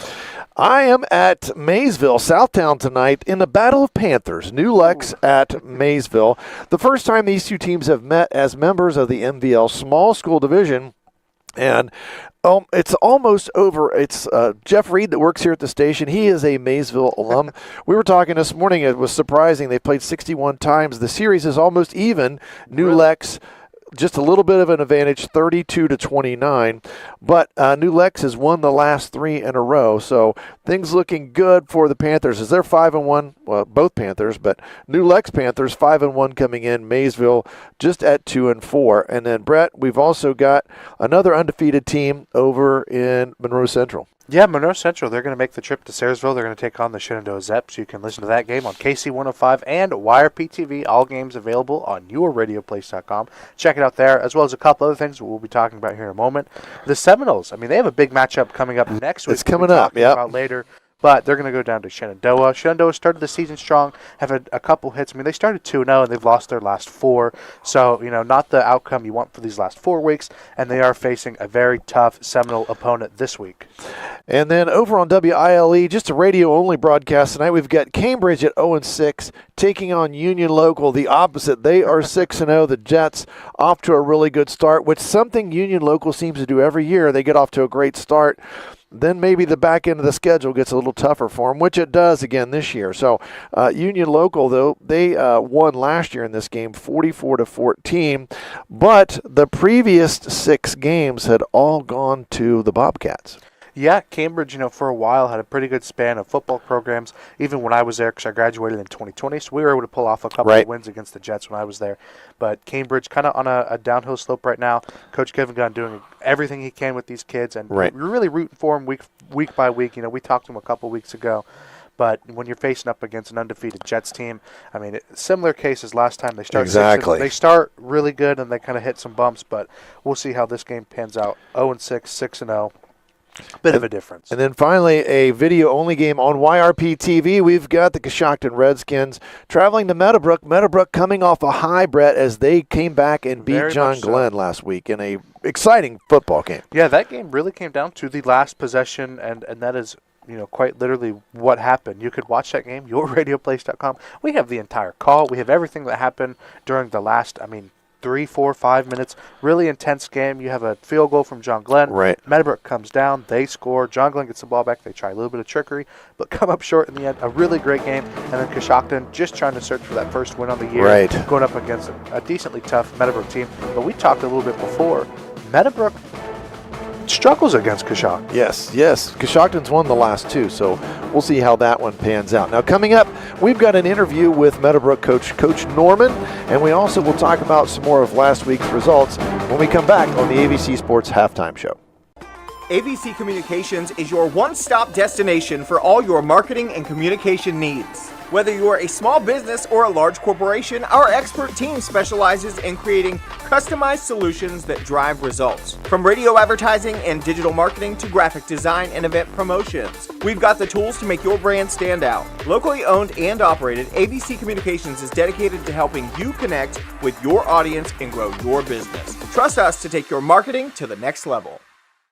Dave Hilliard for the ABC Sports Halftime Show, joined by fourth-year head coach of the Meadowbrook Colts, Steve Norman. Coach, thanks for meeting with us today, taking some time out of your schedule. I know it's a busy time for you. You're getting ready to play a football game, so. Yeah, hey, listen, it's always busy, but these interviews, you get a chance to talk about your kids, so we're always exactly. So it's a beautiful fall day. It's a Wednesday.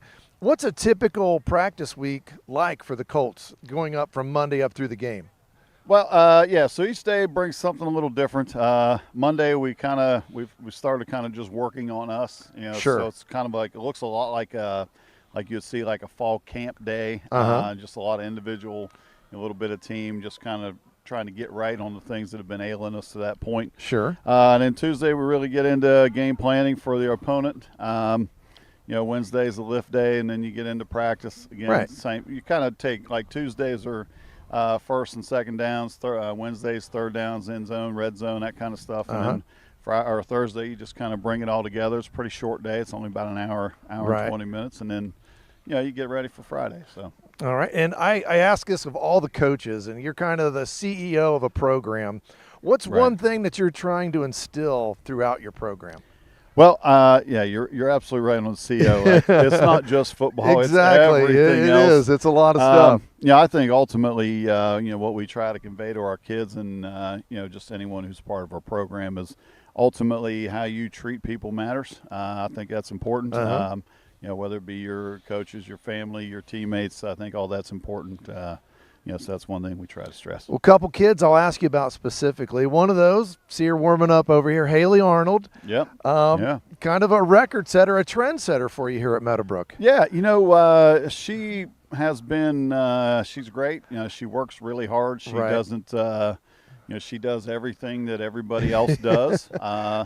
Fortunately, she has a leg that can kick, which nobody else on our team has that. So, fortunately, and as the season has progressed, she's gotten more and more comfortable with the game situation. Right. So I think if you just go back to last Friday, she goes 3 for 3 against John Glenn. And it was huge, too, and, for you. The one's 14-13, pressure on, and, she flushed it. So, it's you can certainly see the progress she's making. And, of course, I've got to ask you about Justice Huey because he's now a record-setting quarterback here at Meadowbrook.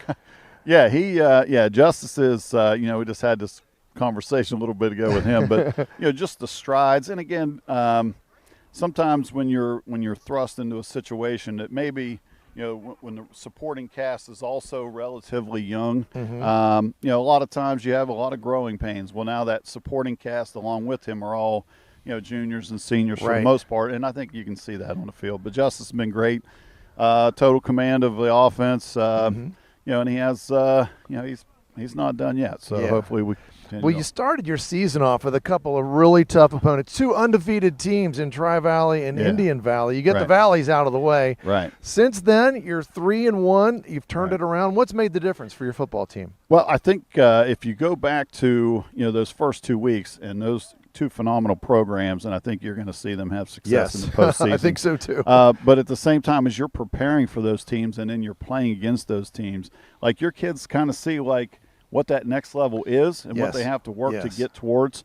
And then, the rest of our schedule, we go to our rival, Cambridge week 3. Then we get into Crooksville and maybe L schools like, Philo, super physical team. John Glenn, always physical. I don't know who plays a tougher schedule than us, but I would certainly put ours up there against just about anybody. But again, I think those are the challenges that you look for, as you're trying to build your program to get to those levels. So. And this week it's Coshocton, and they've given you trouble the last 2 years. They put up 55 points in each of the last 2 seasons. What do you need to do to be successful against the Redskins? Yeah, thanks for reminding me. No, they have Coshocton. A lot of. I'm sure our fans would know this, but a lot of people, they are our longest uninterrupted rivalry, since COVID. We've played them for a long, long time. They have a good offensive scheme that has given us trouble. And again, just maintain the line of scrimmage, kind of like, any other game. It's who can win the battle up front. Hopefully it's us. You guys. That's right. Hopefully it's us. Well, Coach, thank you for joining us on the ABC Sports Halftime Show, and we'll take it back to the studio portion of our ABC Sports Halftime Show. Dave Hillier, Brett Klein back on the ABC Sports Halftime Show. Brett, let's talk about last week. A couple of upsets. Caldwell beating Fort Fry 34-27. That was a huge upset. Gets Caldwell back into the playoff picture. And I guess the difference, 3 turnovers there by Fort Fry. And I would have picked the Cadets in that one because they were on a roll after losing their week 1 game, and then they'd won. But Caldwell with a huge upset in that one. Yeah, I had the chance to watch that game a little bit on that, previous Friday night when I was out doing my own game. But, man, a really, gritty game for the Redskins. Exactly, yes. Pull off a win and even get back to the playoff spot. That's huge for them. You want to see it. If we move on to a different upset, we talked about this a little bit earlier, the Colts, who we just talked to their coach. Meadowbrook with a huge win, yes. Over John Glenn. That wasn't a game that we were really expecting to be as close as it was. And because the Colts kept it close, they had one of the last drives. They scored in the end zone towards the end, and they gave them the win.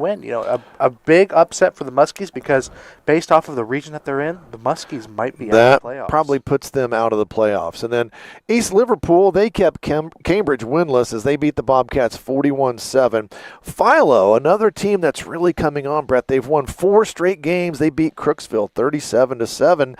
And the Electrics have moved into that playoff discussion. Now they're projected as an 11 seed in the playoffs. So good. Yes. Just a really great run. They lost their first 2, but now they're playing some really good football. Yeah, they're using their run game and Talon Preston to really boost their offense. Yep. They really get that going. That was the game I was at last week, and man, they just, defensively they do good at stopping the ball, but then you look at the offensive side of the ball. They don't pass it as often because they have such a strong offensive line and a good run game. You establish the run, you're going to win in high school football, basically. So that was how that game went, and then, we look around, there were a lot of lopsided games over the NBL. Tri-Valley, they just keep rolling as they won. They beat Maysville 66-20. They just keep putting points on the board. Then New Lex, they beat Coshocton 51-14.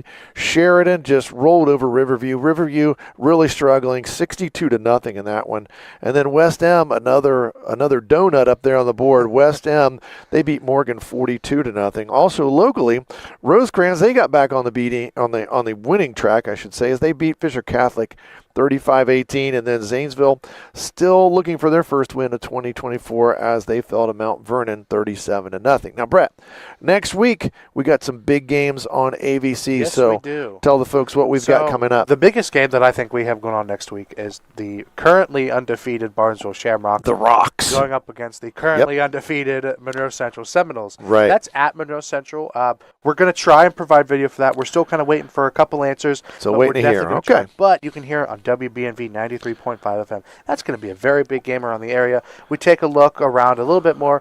Meadowbrook's going to make the trip to New Lexington. Right. That's going to be a tough matchup for the Colts. The Panthers facing the Panthers off right now. Right. It's going to be a tough matchup. We look around. Maysville is going to go to West Muskingum. A little Zanesville battle going on in the area. I'll have that game. I'll be on Nash Icon with that one. Yeah, and then we go over to KC 105. Caldwell is at home. They will face the Shadyside Tigers. Tigers and Redskins facing off. That will be available on yourradioplace.com as well. And one more game, video only. I wouldn't say it has playoff implications, but it is a big game for Right. It's a big game for Philo, yeah, definitely. The Tri-Valley Scotties are going to make the trip to Sam Hatfield Stadium, and they will take on the Electrics on YRP. And I think that's our first look at Tri-Valley on our family of stations this year. I believe so. All right. And then another big thing next week, Brett, we're going to reveal the winner of the AVC Sports play of the first half of the season. Yes, we are. The voting for that is still open. If you missed your chance last week, don't worry. It's still on our website. It gets updated so you can see it as one of our top spots in our local news every single day. Go through there and make your pick. There have been over 700 votes on that through the first weekday. Good deal. So if you get a chance, vote for that play of the first half of this season. And as always, keep it tuned to AVC Sports for High School Football and keep watching the AVC Sports Halftime Show. All of us at Rumor Loudon Heating and Air Conditioning wish the Barnesville Shamrock football team a safe and successful season. Speaking of teams, Rumor Loudon has a team of 3 locations to take care of your heating and air conditioning repair, maintenance, and installation needs. We have manned offices in Barnesville, St. Clairsville, and Moundsville, West Virginia. We provide free estimates on new installations. Check out rumorloudon.com for lots of home comfort information. Cooler weather is headed our way eventually. Call any office to schedule a furnace checkup. Hey, and I'm back with some of your Friday night football updates. Most of the games are coming to a halftime, but here are some of the actives. Union Local is 28-9 against Cambridge. New Lex is 28-10 over Maysville. Bridgeport is 42-0 against Bellsville. St. Clairsville is 21-0 against Bel Air. And Heath is 36-0 against Lakewood. Now, some of the halftime scores we have currently. Barnesville is 27-0 against Caldwell. Monroe is 20-0 over Shenandoah. Malvern is 12-0 over Buckeye Trail. John Glenn is 14-7 against Morgan. Philo is 6-0 against Sheridan. Bishop Rosecrans is 7-0 against Fairfield Christian Academy. Ridgewood is 28-3 over Sandy Valley. And Newcomerstown is 40-0 against Tuscarawas Central Catholic. Back here at halftime at Barnesville Shamrock Stadium, we are now unwrapping the flowers to see who is the homecoming queen. I don't think they usually all do it at once. And all right, the girls all unwrapping the boxes. Whoever gets the 2 off-colored flowers will get it.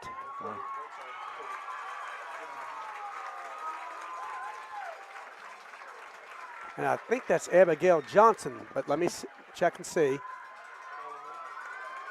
And Lexi Greer.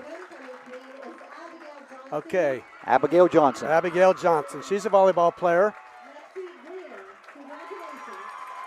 So back here at halftime now, congratulations to Abigail Johnson. And Lexi Greer, Alexis Greer is the runner-up. And before we go into the halftime numbers here, I'm going to read through our sponsors once again, because without these sponsors, we couldn't be here tonight. They are Bicon Services, Farmers and Merchants Bank, McVeigh Perkins Funeral Home, Sue Snowd State Farm, Barnesville Dairy Queen, Rumor Loudon, Hendershot Detailing, WB Green Insurance, People's Bank, Stoney's RV Sales and Service, Cornerstone Landscape Company, Chandler Funeral Home, BMT Golf Shop and Golf Academy, Ben Schaefer Realty, Hissom Service Center, Barnesville Hospital, WVU Medicine, Allen Hunter State Farm, Cedar Ridge Behavioral Health Solutions, Doane Ford, Patrons Buckeye Mutual Insurance, and West 40 Auto Sales. And we will also award a Caldwell Player of the Game, sponsored by Plus One Pizza. But we are at halftime, and it is 27-0 in favor of Barnesville. To recap the scoring here, Barnesville on the board first with 6:10 left in the first quarter. Casey Carpenter scored on a 1-yard run. Evan Lowe's kick made it 7-0. That completed a 9-play, 53-yard drive, and that was our only scoring of the first quarter, 7-0 Shamrocks. Early second quarter, Trey Tolliver went over from 3 yards out. That capped a 4-play, 13-yard drive that was set up by an Eli Messenger interception and a big return. Lowe's kick made it 14-0 Shamrocks. And very quickly, Barnesville came back with a 1-play, 25-yard drive. Cam Carpenter, a 25-yard reception from Casey Carpenter. The try for point failed, and it was 20-0 Shamrocks. And with 4:15 left before halftime, a 4-play, 80-yard drive completed by Casey Carpenter, hitting Brady McIntyre 37 yards, or Brady McIntyre, excuse me, but Brady McIntyre taking in from 37 yards to complete that drive. Lowe's kicked 27-0 at halftime in favor of the Shamrocks. And, again, I'm Jeff Stevens with Mark Brown and Brett Klein and Brock Valentine. And are you ready, Mark, with some stats? No, we'll take a break. Okay, we'll step aside here while we finish that, and we'll be back with some individual stats. It's halftime, 27-0 Shamrocks. Looking for reliable insurance that fits your life? Look no further than Allen Hunter State Farm in Cambridge, Ohio. From auto to home to life insurance, we offer a range of options tailored to your needs. With our friendly, knowledgeable team, you'll get the protection and peace of mind you deserve. We're dedicated to being there for you, just like a good neighbor should. Call Allen Hunter State Farm today and discover how we can help you safeguard your future. Call 740-439-5385. Like a good neighbor, State Farm is there. Attention RV enthusiasts. Stoney's RV is having a model year closeout. Save thousands on your dream RV. Don't wait, now's the perfect time to get into their winterization schedule and ensure your RV is ready for the colder months ahead. As a full-service dealership, they've got you covered from sales to maintenance. Need propane? Stoney's has a fill station on site. Plus, check out Stoney's massive parts and accessory store, the largest in the area. Visit Stoney's RV today and drive away with incredible savings. Everyone's looking for an encouraging sign in today's economy. The fact is, you'll find one right here in Caldwell at State Farm Sue Snowd's office. Because State Farm agents like Sue have been here helping people protect the things that matter most. That's why more people trust State Farm, and they consider that a very good sign. See State Farm agent Sue Snowd at 400 East Street, Caldwell. Sue Snowd State Farm is a proud supporter of high school sports. How can you select from insurance companies offering you lizards or ducks? When it comes to protection for your home and auto, you want a company that provides quality insurance products and personalized, fair, friendly claims service. WB Green Insurance represents Westfield Insurance. Their reputation is based on sharing knowledge and building trust. Westfield has been around the neighborhood over 150 years. WB Green Insurance welcomes the opportunity to quote your home, car, and business insurance. Don't be fooled by lizards and ducks. Call 439-1329. You're locked on to high school football from ABC Sports. 93 BNV. Back here at Barnesville, we're at halftime. The Barnesville Shamrocks lead Caldwell by a score of 27-0. And again tonight, Abigail Johnson was the homecoming queen, and Lexi Greer was the runner-up, and that is based on drawing flowers and getting the certain color. So congratulations to those two young ladies. Let's go through the stats here real quickly. Caldwell first. Ethan Kroc, the quarterback, doing a pretty good job tonight running the ball, but he is struggling with the pass. He has 1 of 15 tonight. One catch by Alex Herlin for 3 yards. So 1 of 15, 3 yards. He has 3 interceptions tonight that he has thrown. But as we said, he's running the ball well tonight. He has 11 carries for 49 yards. Gavin Leake, he has carried the ball 10 times for 31 yards. And Aiden Bender had 1 carry for 19 yards. So for Caldwell tonight, they've rushed for 99 yards. As we said, only 1 passing completion for 3 yards. So 102 yards tonight for Caldwell in the first half from the line of scrimmage. They have been penalized 4 times for 30 yards. They had 2 out of the penalties, though, that Barnesville declined. The Shamrocks tonight, Casey Carpenter having a pretty good night. He kind of struggled there near the end of the half as he threw 4 incompletions, but he was 7 for 7 before that. And he's thrown 2 touchdown passes, and he has thrown tonight for a total of 107 yards. Brady McIntyre, 2 catches, including a 37-yard touchdown catch. Camden Carpenter, 2 catches, including a 25-yard touchdown pass. Eli Messenger, a catch for 14 yards. Trey Tulliver, 1 catch out of the backfield for -2 yards. And Colt Carpenter, 1 catch for 4 yards. And as we said, 107 yards passing. And he is 7 for 11, 2 touchdown passes. He was sacked once for 4 yards. Casey Carpenter tonight, 3 carries, 3 yards, including a 1-yard touchdown run. Trey Tulliver, he had a touchdown run of 3 yards, and he has carried the ball 8 times for 53 yards. And Colby Jones, 2 carries for 5 yards. So for the Shamrocks tonight, 61 yards rushing, 107 passing, 168 yards from the line of scrimmage. They have not been penalized tonight, and they have 1 fumble. That was on a punt return. That is the only turnover for them. Yeah, 27-0, Mark. You know, Yeah. the Shamrocks with 4 different guys have scored the 4 touchdowns, and they've taken advantage of the 2 short fields. One drive, a 25-yard drive, and a 13-yard drive. So Caldwell's run a lot more plays from scrimmage. If I had that total there, but Yes. I know they've run a lot more plays from scrimmage, but the Shamrocks have just done more with their plays. 27-0, and Chaz Peffer is teeing it up. We're going to start this second half with Barnesville getting the ball to start period number 3. Caldwell did win the toss before the game and decided to take the ball on offense first.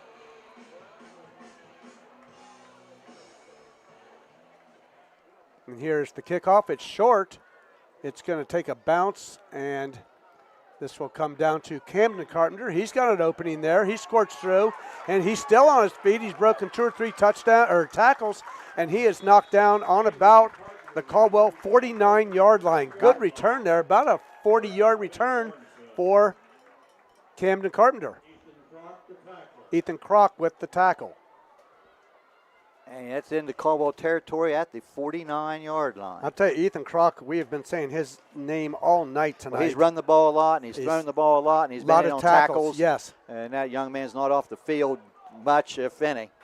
He's playing a linebacker spot on defense. But we're still regular timing here, 27-0 in favor of the Barnesville Shamrocks as they start our first play here of the third quarter. This would be an I formation. 2 wide receivers right, Carpenter under the center, and he will give the ball to Tulliver, and Tulliver will rush through there for about 4 yards. Right over the right guard. Morocco in, last man up there for the Redskins, right to the 45-yard line. Again, let's the Barnesville starters on offense. I don't think we said them. Centers Marshall Mead, the 2 guards Christian Hannes and Braden Butler. The tackles Luke Taylor and Salvador Alvarez. And tight end is Brady McIntyre. And I'm going to look. I don't believe Butler's been back since his injury. And I think Dylan Lucas is in for him. And this is a pass completion. And see who caught that. I believe that's McIntyre. No, it might be Colt Carpenter. It is Colt Carpenter. All right, so the 2 brothers throwing to each other. He's down to the 35-yard line. That's a pickup of 10.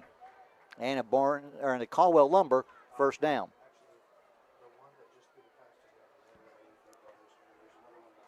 I think last week on the news there, one of the TV stations are giving highlights. They had Casey and Camden as brothers. Yeah, they're cousins, not right? The case. All right, this will be a handoff to the man in motion, and this is Camden Carpenter this time, and he will be short of the first down, but he will pick up about 8 yards. There's Morocco again on a play along with Kroc. Morocco's been in on several plays here lately. Pick up of about, what are you going to call it, 9, Mark? I was going to say, yeah, that's close to the 9, isn't it? 26-yard line. 4th play of this possession for the Shamrocks. They're saying 2nd and 2, but. Yeah, just underway here, third quarter. All right, high snap, but he gets it off to Tulliver. Tulliver caught from behind. Lineman, I didn't see who it was. We'll get the number here. Got through there very quickly and caught him from behind. I think that high snap threw that off just a little bit.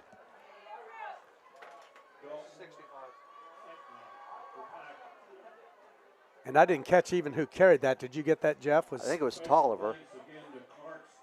I did not catch the tackler either, but no gain on the play. Right. Maybe even a loss of a yard.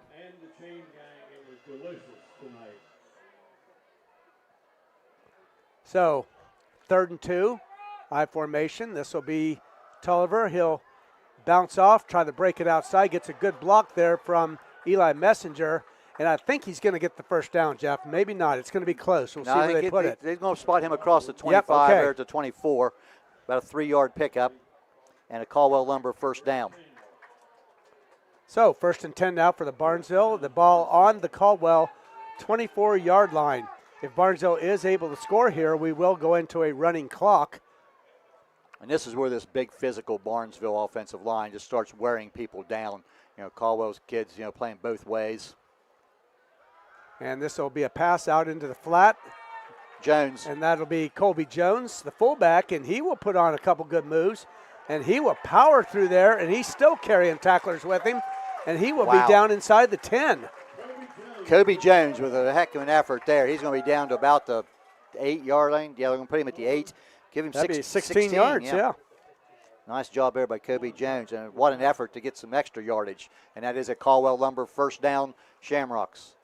And this is what the Shamrocks wanted to do coming out the third quarter to start that first possession and just take it down and get into the end zone. And, they're putting together a nice drive. This will be the 7th play of this possession, the opening drive of the third quarter. Very methodical. This will be a wide open pass, and that is Brady McIntyre. McIntyre with the 8 yards. 8-yard catch for the touchdown. the second touchdown of the night for McIntyre. And that is the third touchdown pass for Casey Carpenter. 8 yards, correct? Yes. That coming at and about 8:20 something left, but now the clock, since that's over 30 points, the clock does run. And as soon as he caught that pass, the official wound the arm to make sure the timer kept it going.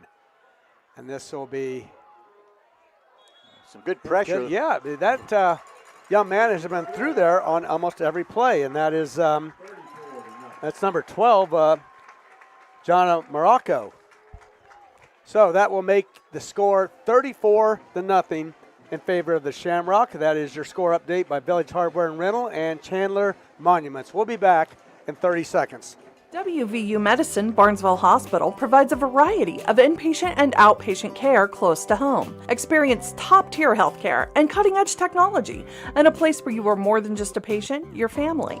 State-of-the-art facilities and a dedicated team of doctors and nurses are committed to providing exceptional care tailored to your needs. All of the skilled professionals use the latest technology to ensure you receive the best care possible. WVU Medicine Barnesville Hospital would like to wish good luck to the Barnesville Shamrocks. Back here at Barnesville Shamrock Stadium, the Shamrocks going down and scoring there.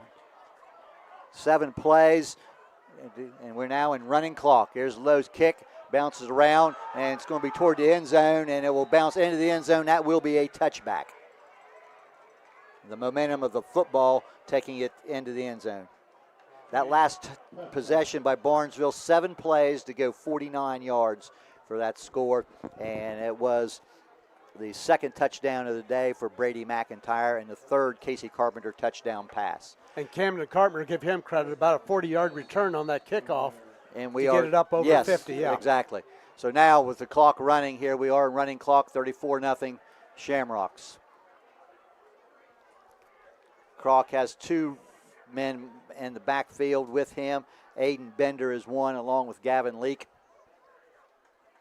And they'll give the ball to, that looks like that is Bender.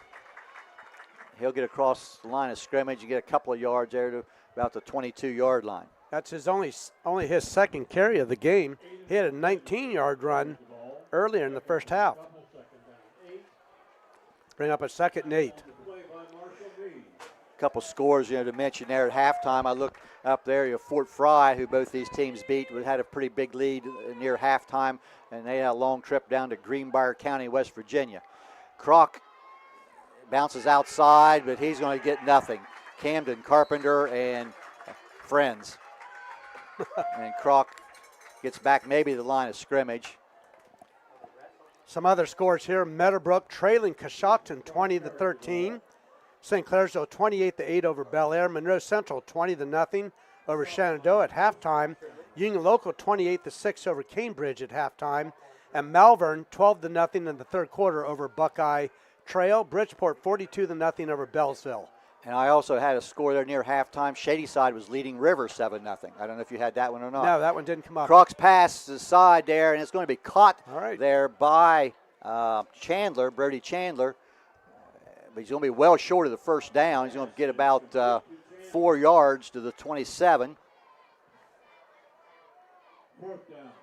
And I think that will bring in a couple changes here. And it's going to be a 4th and long. Yeah, Brandon Croc will punt the ball away once again. No pressure, kicks away, line drive kick. And Colt Carpenter just takes it on the bounce and then goes to the knee. I think he made that fair catch sign before the ball hit the ground in front of him, and a couple players from Caldwell I don't think quite saw it very well. But Barnesville will put the ball in possession now at their own 38-yard line, leading 34-0 with moving clock at 5:40. That is your Village Hardware and Rental and Chandler Monuments scoreboard. All right, this will be Casey Carpenter. He'll drop back. And he's going deep, and he's got a man wide open. That's Camden Carpenter. He catches it. He had to wait for it. Let's see if he can beat everybody down, and he does. Wow. That is a 62-yard catch. What a throw. That ball was probably 40, 50 yards in the air. And then being able to stay in bounds on that side. And Camden Carpenter had to actually wait for it and caught it over his head. That's Camden's second touchdown catch and Casey's fourth. And what we say, 62 yards? 62. All right. And that coming at That'll just over those 5 stats minutes. a little bit. Evan Lowe will try to make it a 41-0 game. And the kick is up, a little chip shot, and it's in and good. 41-0 in favor of the Shamrocks. That's our Village Hardware and Rental and Chandler Monuments scoreboard update. We'll be back in 30 seconds. Looking for an auction company with a legacy of excellence? For 59 years, the name Schaefer has been synonymous with sold in southeastern Ohio. At Ed and Ben Schaefer Auctioneers, we continue to lead the way, handling both live and online auctions across multiple asset classes. Whether it's real estate or personal property, our reach is global and our commitment to you is local. Contact a team member today and experience the heritage of success with Ed and Ben Schaefer Auctioneers.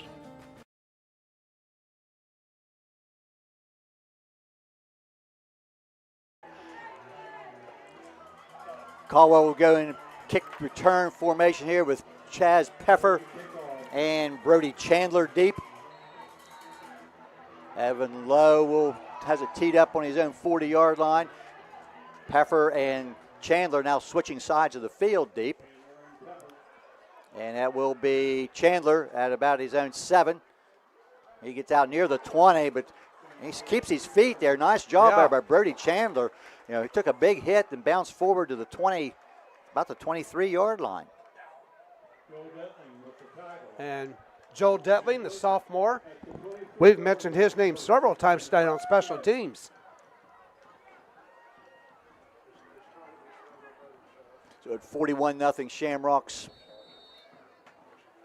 Barnesville, a lot of seniors on this team, and I know Joe Detling's name we'll probably be hearing a lot of the next couple of years.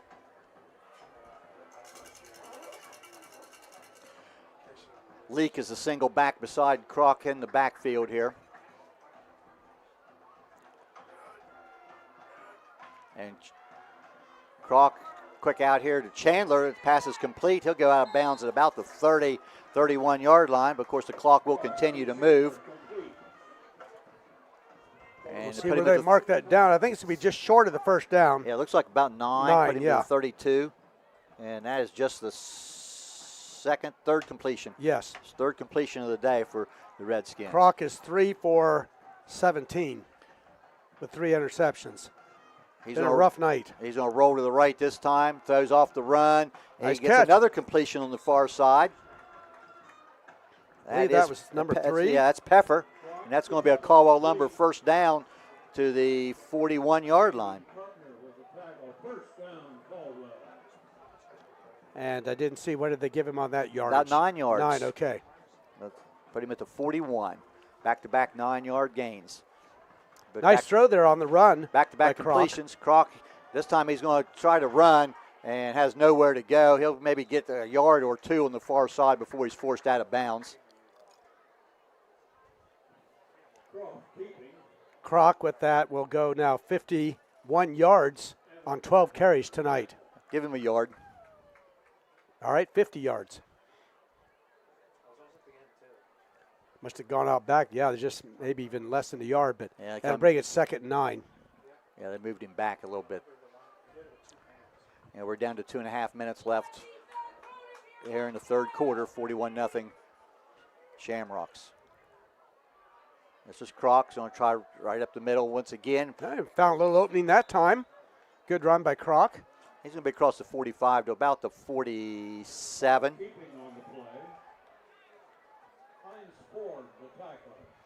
Hines Ford with the tackle.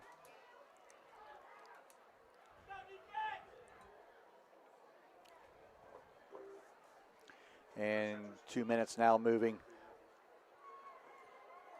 clock here in late third quarter.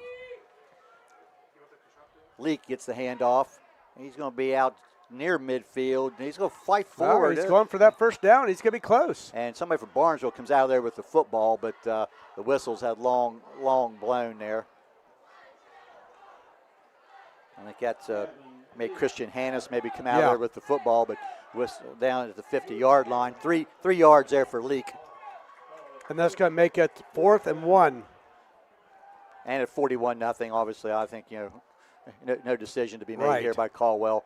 And you've got to be able to make a yard. We're starting to see more substitutions coming in now, backups for Barnesville. The Shamrocks would like to post another shutout if they can. This is Leak on the handoff straight ahead. He's going to get it, I think. I think he's be very close. Yep. But it looks to me like he'll get that first down. And that would be a Caldwell Lumber first down for the Redskins. It will be. Yes, they signal it is. So good run there by Leak. Power running through there and getting the first down for his team. And probably if a running play here, this will be our final play of the third quarter.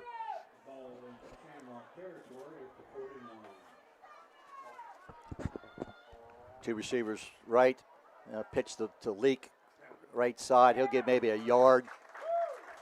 That was Craker on that tackle. Yeah, Craker along with Hines Ford. Maybe a yard. Give him a yard on that. Yes. And that's going to let the clock run down. Now I think the Redskins will stay in the huddle and let the clock run out here at the end of the third quarter. We have played 3 quarters here at Barnesville Shamrock Stadium. His score, Barnesville Shamrocks 41 and the Caldwell Redskins 0. Back with the fourth quarter after this. Looking for an auction company with a legacy of excellence? For 59 years, the name Schaefer has been synonymous with sold in southeastern Ohio. At Ed and Ben Schaefer Auctioneers, we continue to lead the way, handling both live and online auctions across multiple asset classes. Whether it's real estate or personal property, our reach is global and our commitment to you is local. Contact a team member today and experience the heritage of success with Ed and Ben Schaefer Auctioneers. It's that time of year again. Football season is upon us. Hey, Mark Kelly here with Bicon Services, wishing all our local teams a great and successful year. As your premier commercial building contractor, Bicon Services is ready to tackle everything from small facility renovations to large industrial expansions. We're here to handle all your commercial and industrial needs under one roof. So while you're out there scoring the winning touchdown, let us work on making your next commercial project a success. Bicon Services, building the future one project at a time. Fourth quarter now underway here at Barnesville with the Shamrocks leading 41-0. Second down and 10. Croc. Quick pass over the middle intended for Peffer. Incomplete. Cam Carpenter was the nearest defender. That will be third down and 10. Well, I think one thing Barnesville's kind of concerned about, these players have hardly played much more than a half of football all year. And they're probably wanting them to stay out there a little bit. It's the same discussion we've had and heard people talk about the last couple of years.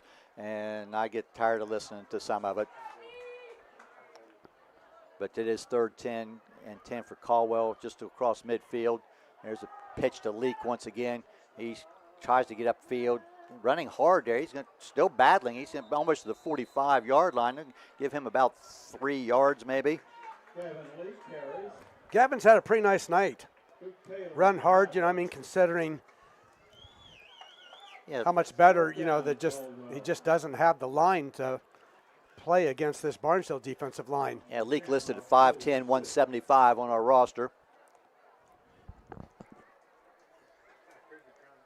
That will be fourth down and call it 7.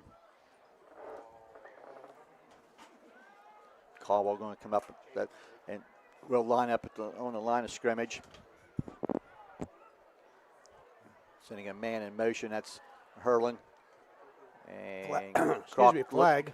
Clark looking to the left, way downfield. The ball is going to be incomplete, out of bounds. Hines Ford is there defending. That is Chandler, I believe, Brody Chandler. Brody Chandler on the and illegal shift against Caldwell, and the penalty will be declined. So Barnesville will take over first down. And that was the 20th pass attempt tonight for Ethan Kroc. He's completed 4. And we're going to get mass substitution here. There's going to be this stoppage of play on the change of possession. Barnesville will now take over at their own 46-yard line. And all right. And a lot of second-line players, some backups, going to get some more time here in this fourth quarter. 10-10 on the clock. 41-0 Barnesville, and that scoreboard update brought to you by Village Hardware and Rental and Chandler Monuments. Cole Francis, the backup quarterback, he is warming up. He'll take over at the QB position. And he's getting some snaps in there. Getting those. That's Taylor giving the that's snap. Christian Hannes. Oh, Christian Hannes, yes, yeah. Christian Hannes. And I think they're he's been playing guard, but I think they may be considering him possibly as a center next year. So give him a little experience, only a sophomore. And we mentioned off the air here, with the limited number of players that Caldwell has in uniform, they cannot sub very many people in just because they just do not have a very deep roster. There are a few subs in there we can see. But we'll try to get these numbers down and let you know, and I'll try to keep track of them for the stats. But as you said, Cole Francis is the quarterback. Yes. And this is a big hole here. Who is this running back? And he is caught there from behind. That is Kobe Jones. Kobe, okay, so they are still playing him. He's only carried the ball twice. He's all the way down to the 36-yard line. So that'd be 27 yards.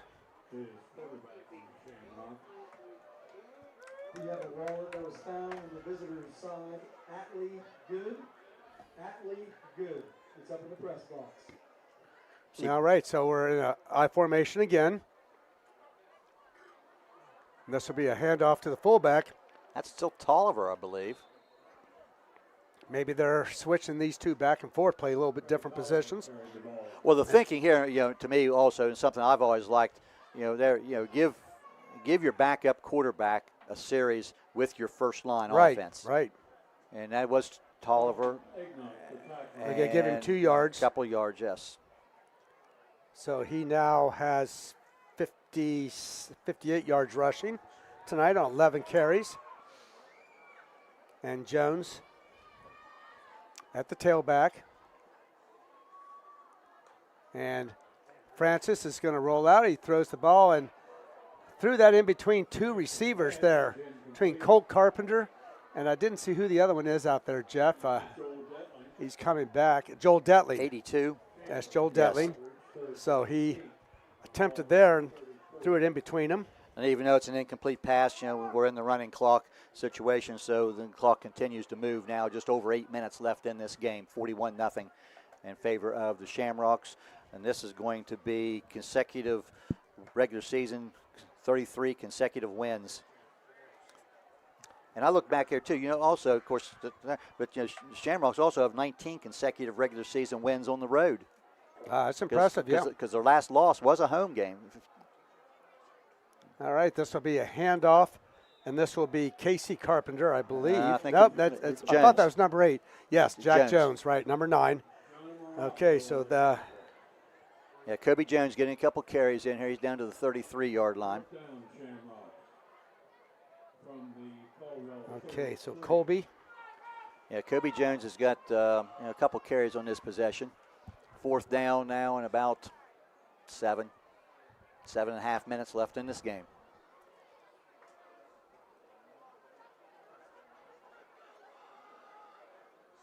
All right, Francis will drop back the pass. He's got a receiver there, and it has bounced off his hands and intercepted here by Caldwell. And Morocco with that interception and gets it back out to about the 25, 26-yard line. And Cole Francis, the quarterback he didn't actually throw the interception. He had a man wide open and hit him right in the hands and just bounced off. Yeah, but he makes the tackle. A deflected ball. Unfortunately, it goes on his stats as an interception. But it was Jonah Morocco on the interception. We've been saying his name quite a bit tonight, and we will be announcing a player of the game sponsored by Plus One Pizza, and that is for a Caldwell player. Jeff and I have 1 or 2 in mind here. We'll discuss it after the game. So Caldwell now 1st and 10. And is this a new quarterback? I believe it is. I cannot see here. It's number, is that 2? You've got the binoculars.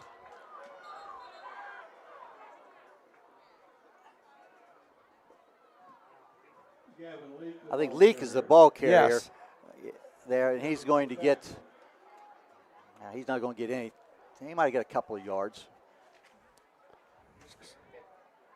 Yep, that is Ethan Kroc still at the quarterback. Okay. I got distracted there. There was some line play a few yards downfield there. A couple of guys tangled up there, and I was trying to watch that, and I kind of lost sight of the ball. But, we're inside just about 6 minutes left in the game. Now, Ethan Kroc is still the quarterback. And he'll fake it and then keep it, and he goes to the right. And gets across the 35 to about the 36-yard line. And he'll be tackled there by Eli Messenger. Hines Ford also over there. And it puts him out to about the 37. That's going to be about a 6-yard pickup. Yes.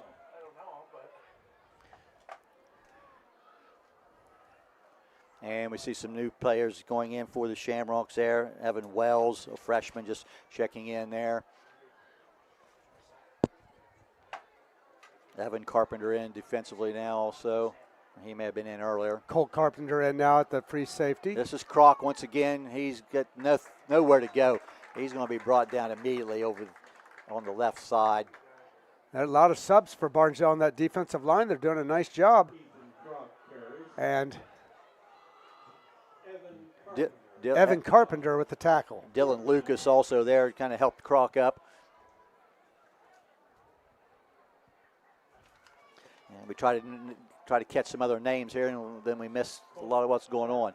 So Kroc will go back to punt here, and Cole Carpenter is deep now, just inside 5 minutes left. And no pressure to speak of put on, and Carpenter will catch the ball. Fair catch, and that's by design here because of the situation of the game. And they'll put it down at the 32-yard line, and Barnesville now will take over once again. And we'll see if we can get some of these. See Dylan Lucas again. He's in there now. 5'9", 270-pound junior. Logan Craker in. He plays on defense, but then now offensively. I also see Jack Anderson in. Braxton Byers is in. Yep, I was just going to say Braxton in there. He's a sophomore on the line. So Cole Francis under center. Yeah, inside 4.5 minutes left now. And he will pitch this ball out, and this will be Evan Carpenter, I believe. Yes, it is Evan. And he will go out to left, and we'll see. I don't know if they're going to give him much of a gain. No, there's no gain on that. No gain on the play. Second and 10.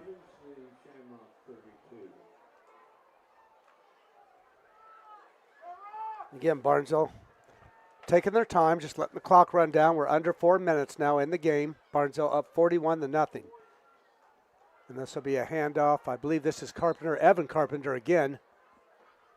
And it is. Yeah, and he'll pick up a couple yards on this. Yeah, Owen Hunt had it by the ankles and brought him down there at about the 34-yard line. And we'll give Evan Carpenter 2 yards on that. Bring up now a 3rd and 8. The ball on Barnesville's own 34-yard line. Phoenix Graham now coming in there also as a wide out.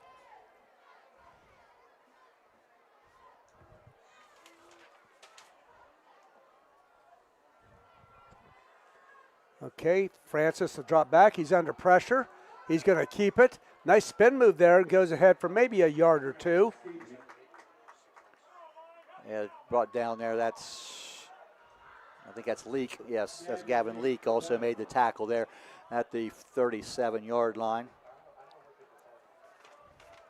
And that will bring up 4th down, and Evan Lowe will come in to handle the punting. About 2.5 minutes left on the moving clock. This will be Lowe's 3rd punt of the night. Hit 2 in the first half. Again, they're waiting for the signal from the sideline. They're letting that play clock run down now inside 10.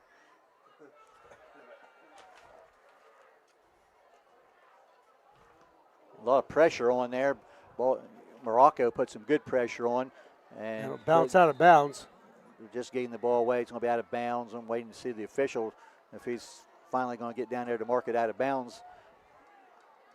He's marking it at the 25, 26-yard line. I'm not sure where that ball might have went out of bounds, a little farther down the field than that. But at this point, it's moot. Exactly. And we have 2:13. The clock temporarily stopped. And I'm probably the only person that might have noticed that, too. Yeah, that is 41-0, just over 2 minutes left on your Village Hardware and Rental and Chandler Monument scoreboard. And the clock has restarted now. We're down to 2 minutes. And it's now going to stop because Barnesville's going to spend a timeout, and that's probably to get some people in. I don't know if they either had too many or not enough, I don't think they had enough people on the field. Do we need to take another break, Brett? 78, okay. Caden Berry. Yeah, we're going to get more. We're going to take another 30-second break. We'll be right back. Looking to up your golf game? Visit the BMT Golf Shop and Golf Academy, conveniently located at the Cambridge Country Club. They've got the latest gear from top brands like Titleist, TaylorMade, and Ping. Offering custom fittings, club repair, and both private and group lessons, they've got you covered. Plus, enjoy year-round play with 2 state-of-the-art simulator bays featuring over 150,000 courses. Contact Golf Pro Sean Thompson to learn more about memberships at 740-432-2107. The BMT Golf Shop proudly supports all local schools on and off the field. You're locked on to high school football from ABC Sports.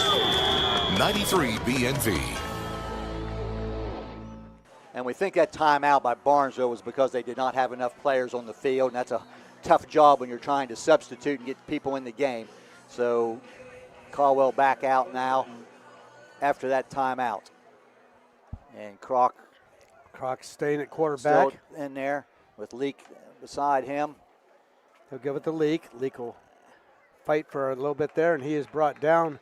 Good job there by one of the defensive linemen. And that is number 64, I believe. No, I think that was not Leak. I think that was Gatos. Okay. Garner Gatos getting his first carry of the night. And do you want to say who made that tackle, Jeff? Number 64? No, you can handle it. That was Max Cassiopo. And a fumble on the play by Caldwell, and I think Caldwell may have gotten back on it. No, they didn't. And it's recovered by Barnesville, and looks like number 58 is the man there, and that's Montgomery Evans. If I saw that correctly. And did you catch who fumbled that, Jeff? No. Okay. May have been Gatus, but I don't want to say that because I'm not sure. It's just sort of somebody in a white shirt pile up there, yes.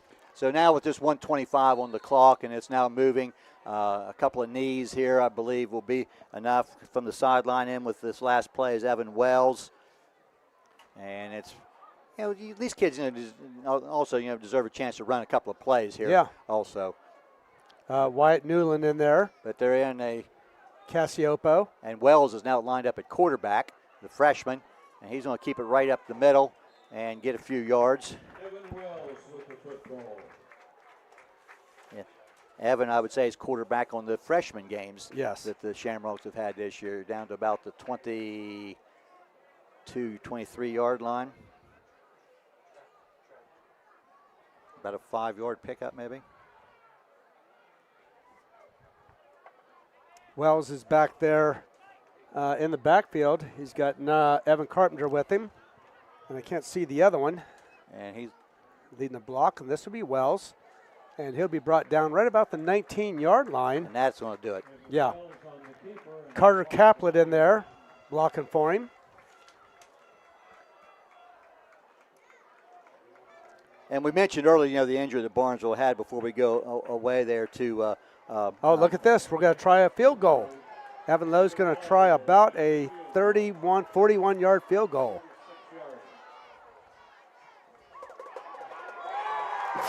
And it's good. He drilled it. 36 yards on the final play of the game. Well, he hadn't had a chance to kick many field goals this year because Barnesville moves the ball so well. You give him a chance. Why not? He's a senior. He deserves that. And I'm sure the coaches from Caldwell understand that. I believe Evan had an opportunity to field goal earlier this year and missed one. And would you say 36 yards? Yes. I believe that was on the 30. Yes, it was. Yeah. So that takes the final score then to Barnesville 44 and Caldwell nothing. So we'll do some quick adding up some stats here, and we'll be able to get out of here. And that is our last call here at your Village Hardware and Rental and Chandler Monument scoreboard. The final is Barnesville 44 and Caldwell nothing. We'll be back with some final stats in just a moment. I was sitting in my car and it wouldn't start. I lifted the hood and the engine was falling apart. What would I do? My eyes filled with tears. Then on the radio I heard of West 40 by Pay here, where for a little money down and a little each week, I could have a car, nice, shiny, and sleek. So I walked in the door and I put the money down. Now I got a nice car that I can drive around. West 40 by Pay here will help rebuild your credit. The corner of Dewey and Route 40 in Cambridge, don't you forget it. West 40 Auto Sales, corner of Route 40 and Dewey Avenue in Cambridge, is home of the guaranteed credit approval, with most loans approved while you wait. Go to their website to fill out an online loan application, west40autosales.com. You'll also find their weekly special listed there. This is Brian Chandler. And Hallie Morgenstern Blackstone. Here from Chandler Funeral Home and Cremation Service. As our local youth from Caldwell and Shenandoah hit the field this season, we want to send a huge shout out and best of luck to each and every one of you. Whether you're on the field, the court, or the track, we're rooting for your success. Go Zeps and go Skins. Here's to a fantastic season ahead from all of us at Chandler Funeral Home. Thank you for letting us care for your community for over 2 decades.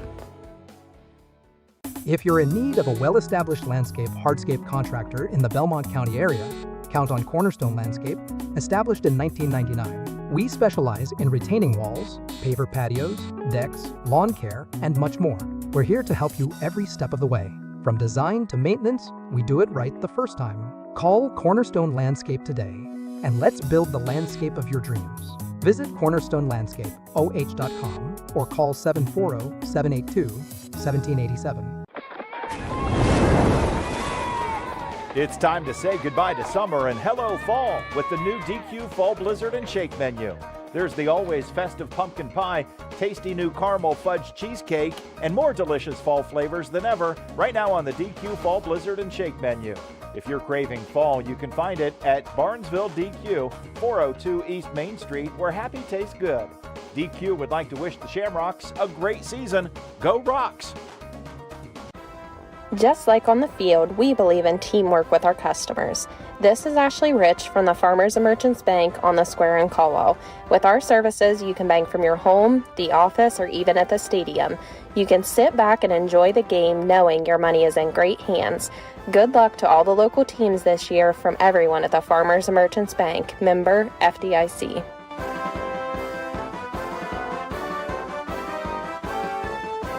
Looking to make your vehicle shine like new? Hendershot Detailing in Barnesville is your answer. With over 20 years of experience, their team knows cars, trucks, and SUVs inside and out. They offer a range of packages to fit your needs. Check them out on Facebook and give them a call or text at 579-1374 to schedule your appointment today. Hendershot Detailing, where every detail counts.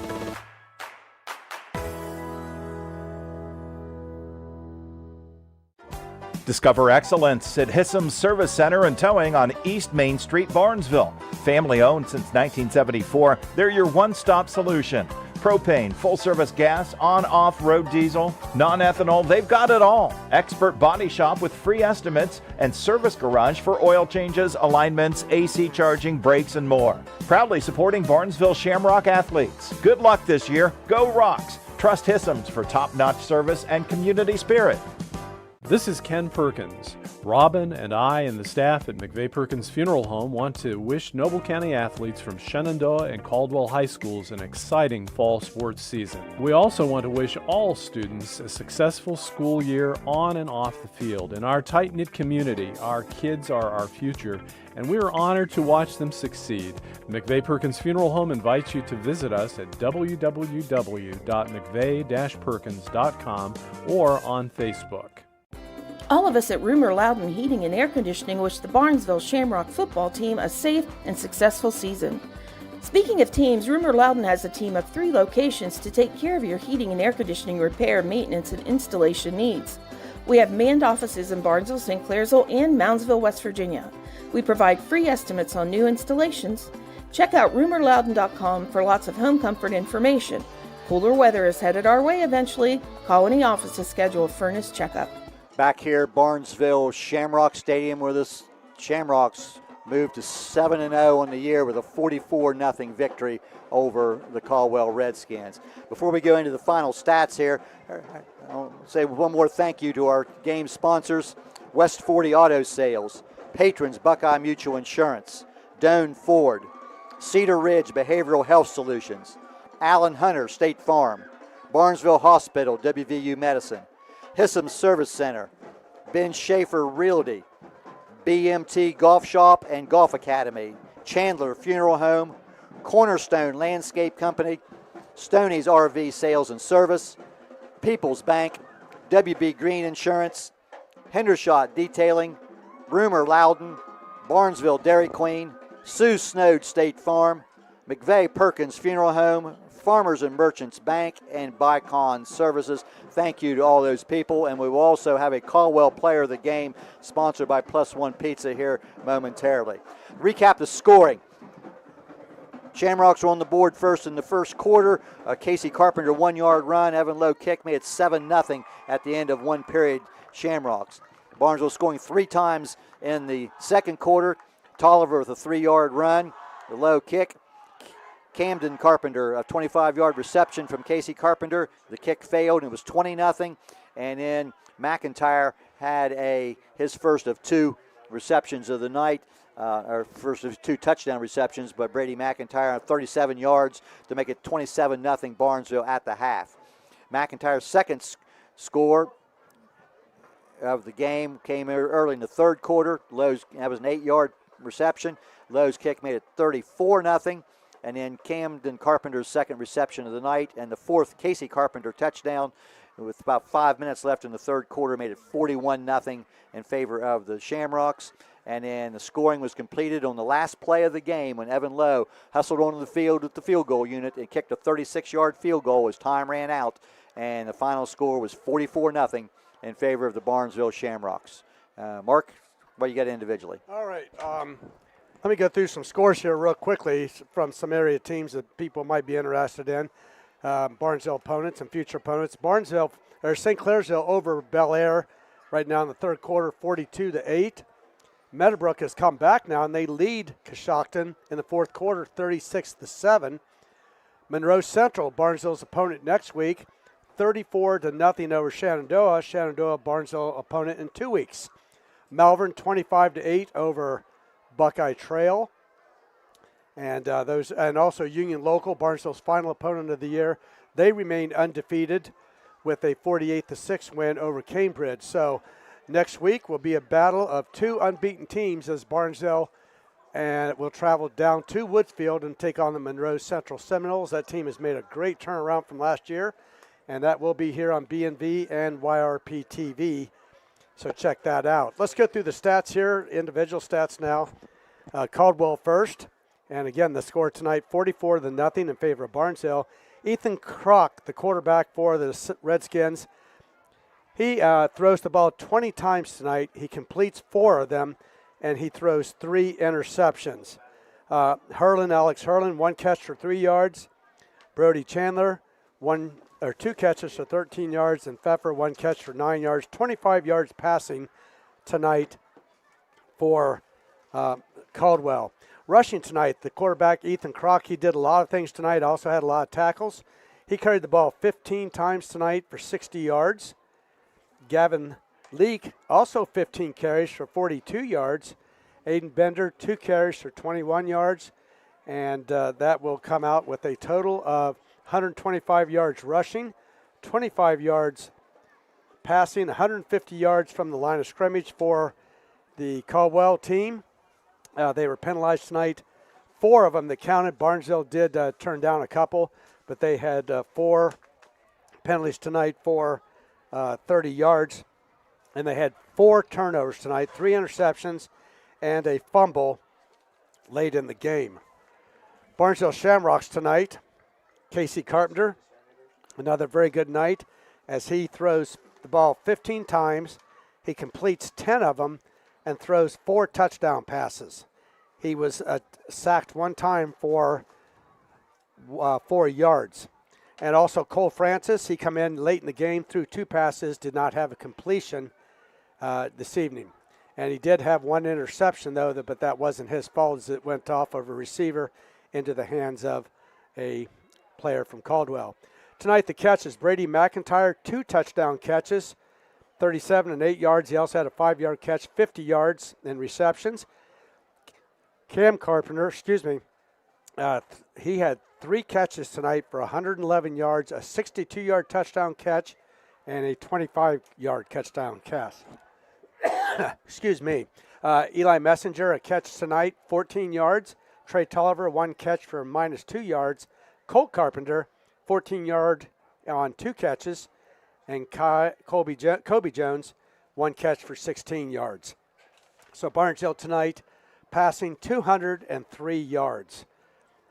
Rushing, Casey Carpenter, 3 carries for 3 yards. He had a touchdown of 1 yard.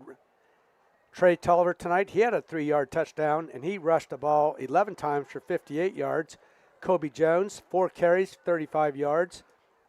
Camden Carpenter, 1 carry for 9 yards. Evan Carpenter, 2 carries for 2 yards. Cole Francis, backup quarterback, 6 yards on 1 carry. And Evan Wells, the 3rd quarterback in for the Shamrocks, he carried the ball 2 times for 8 yards. And so tonight, 203 yards, as we said, passing, 121 rushing, 324 yards tonight for the Shamrocks in total offense.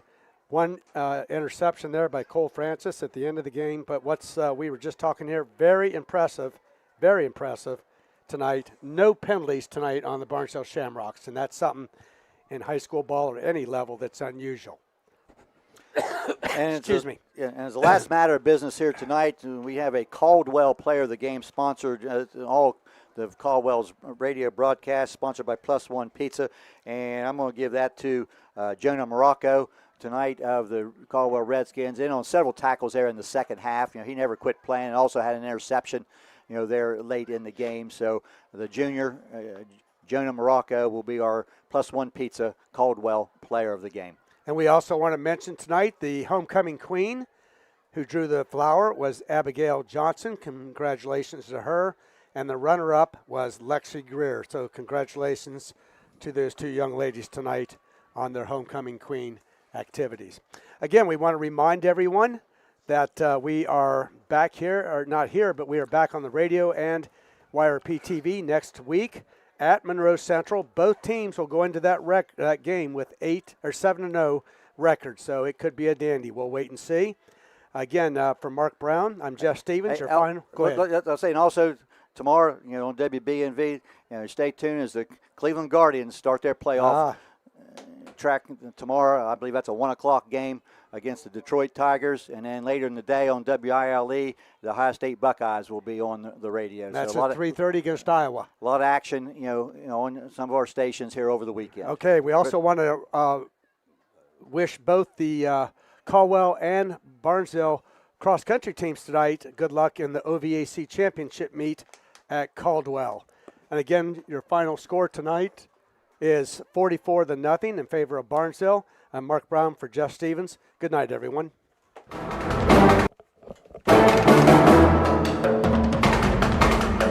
You've been listening to High School Football, a presentation of AVC Sports on WBNV, Barnesville Woodsfield's 93 BNV.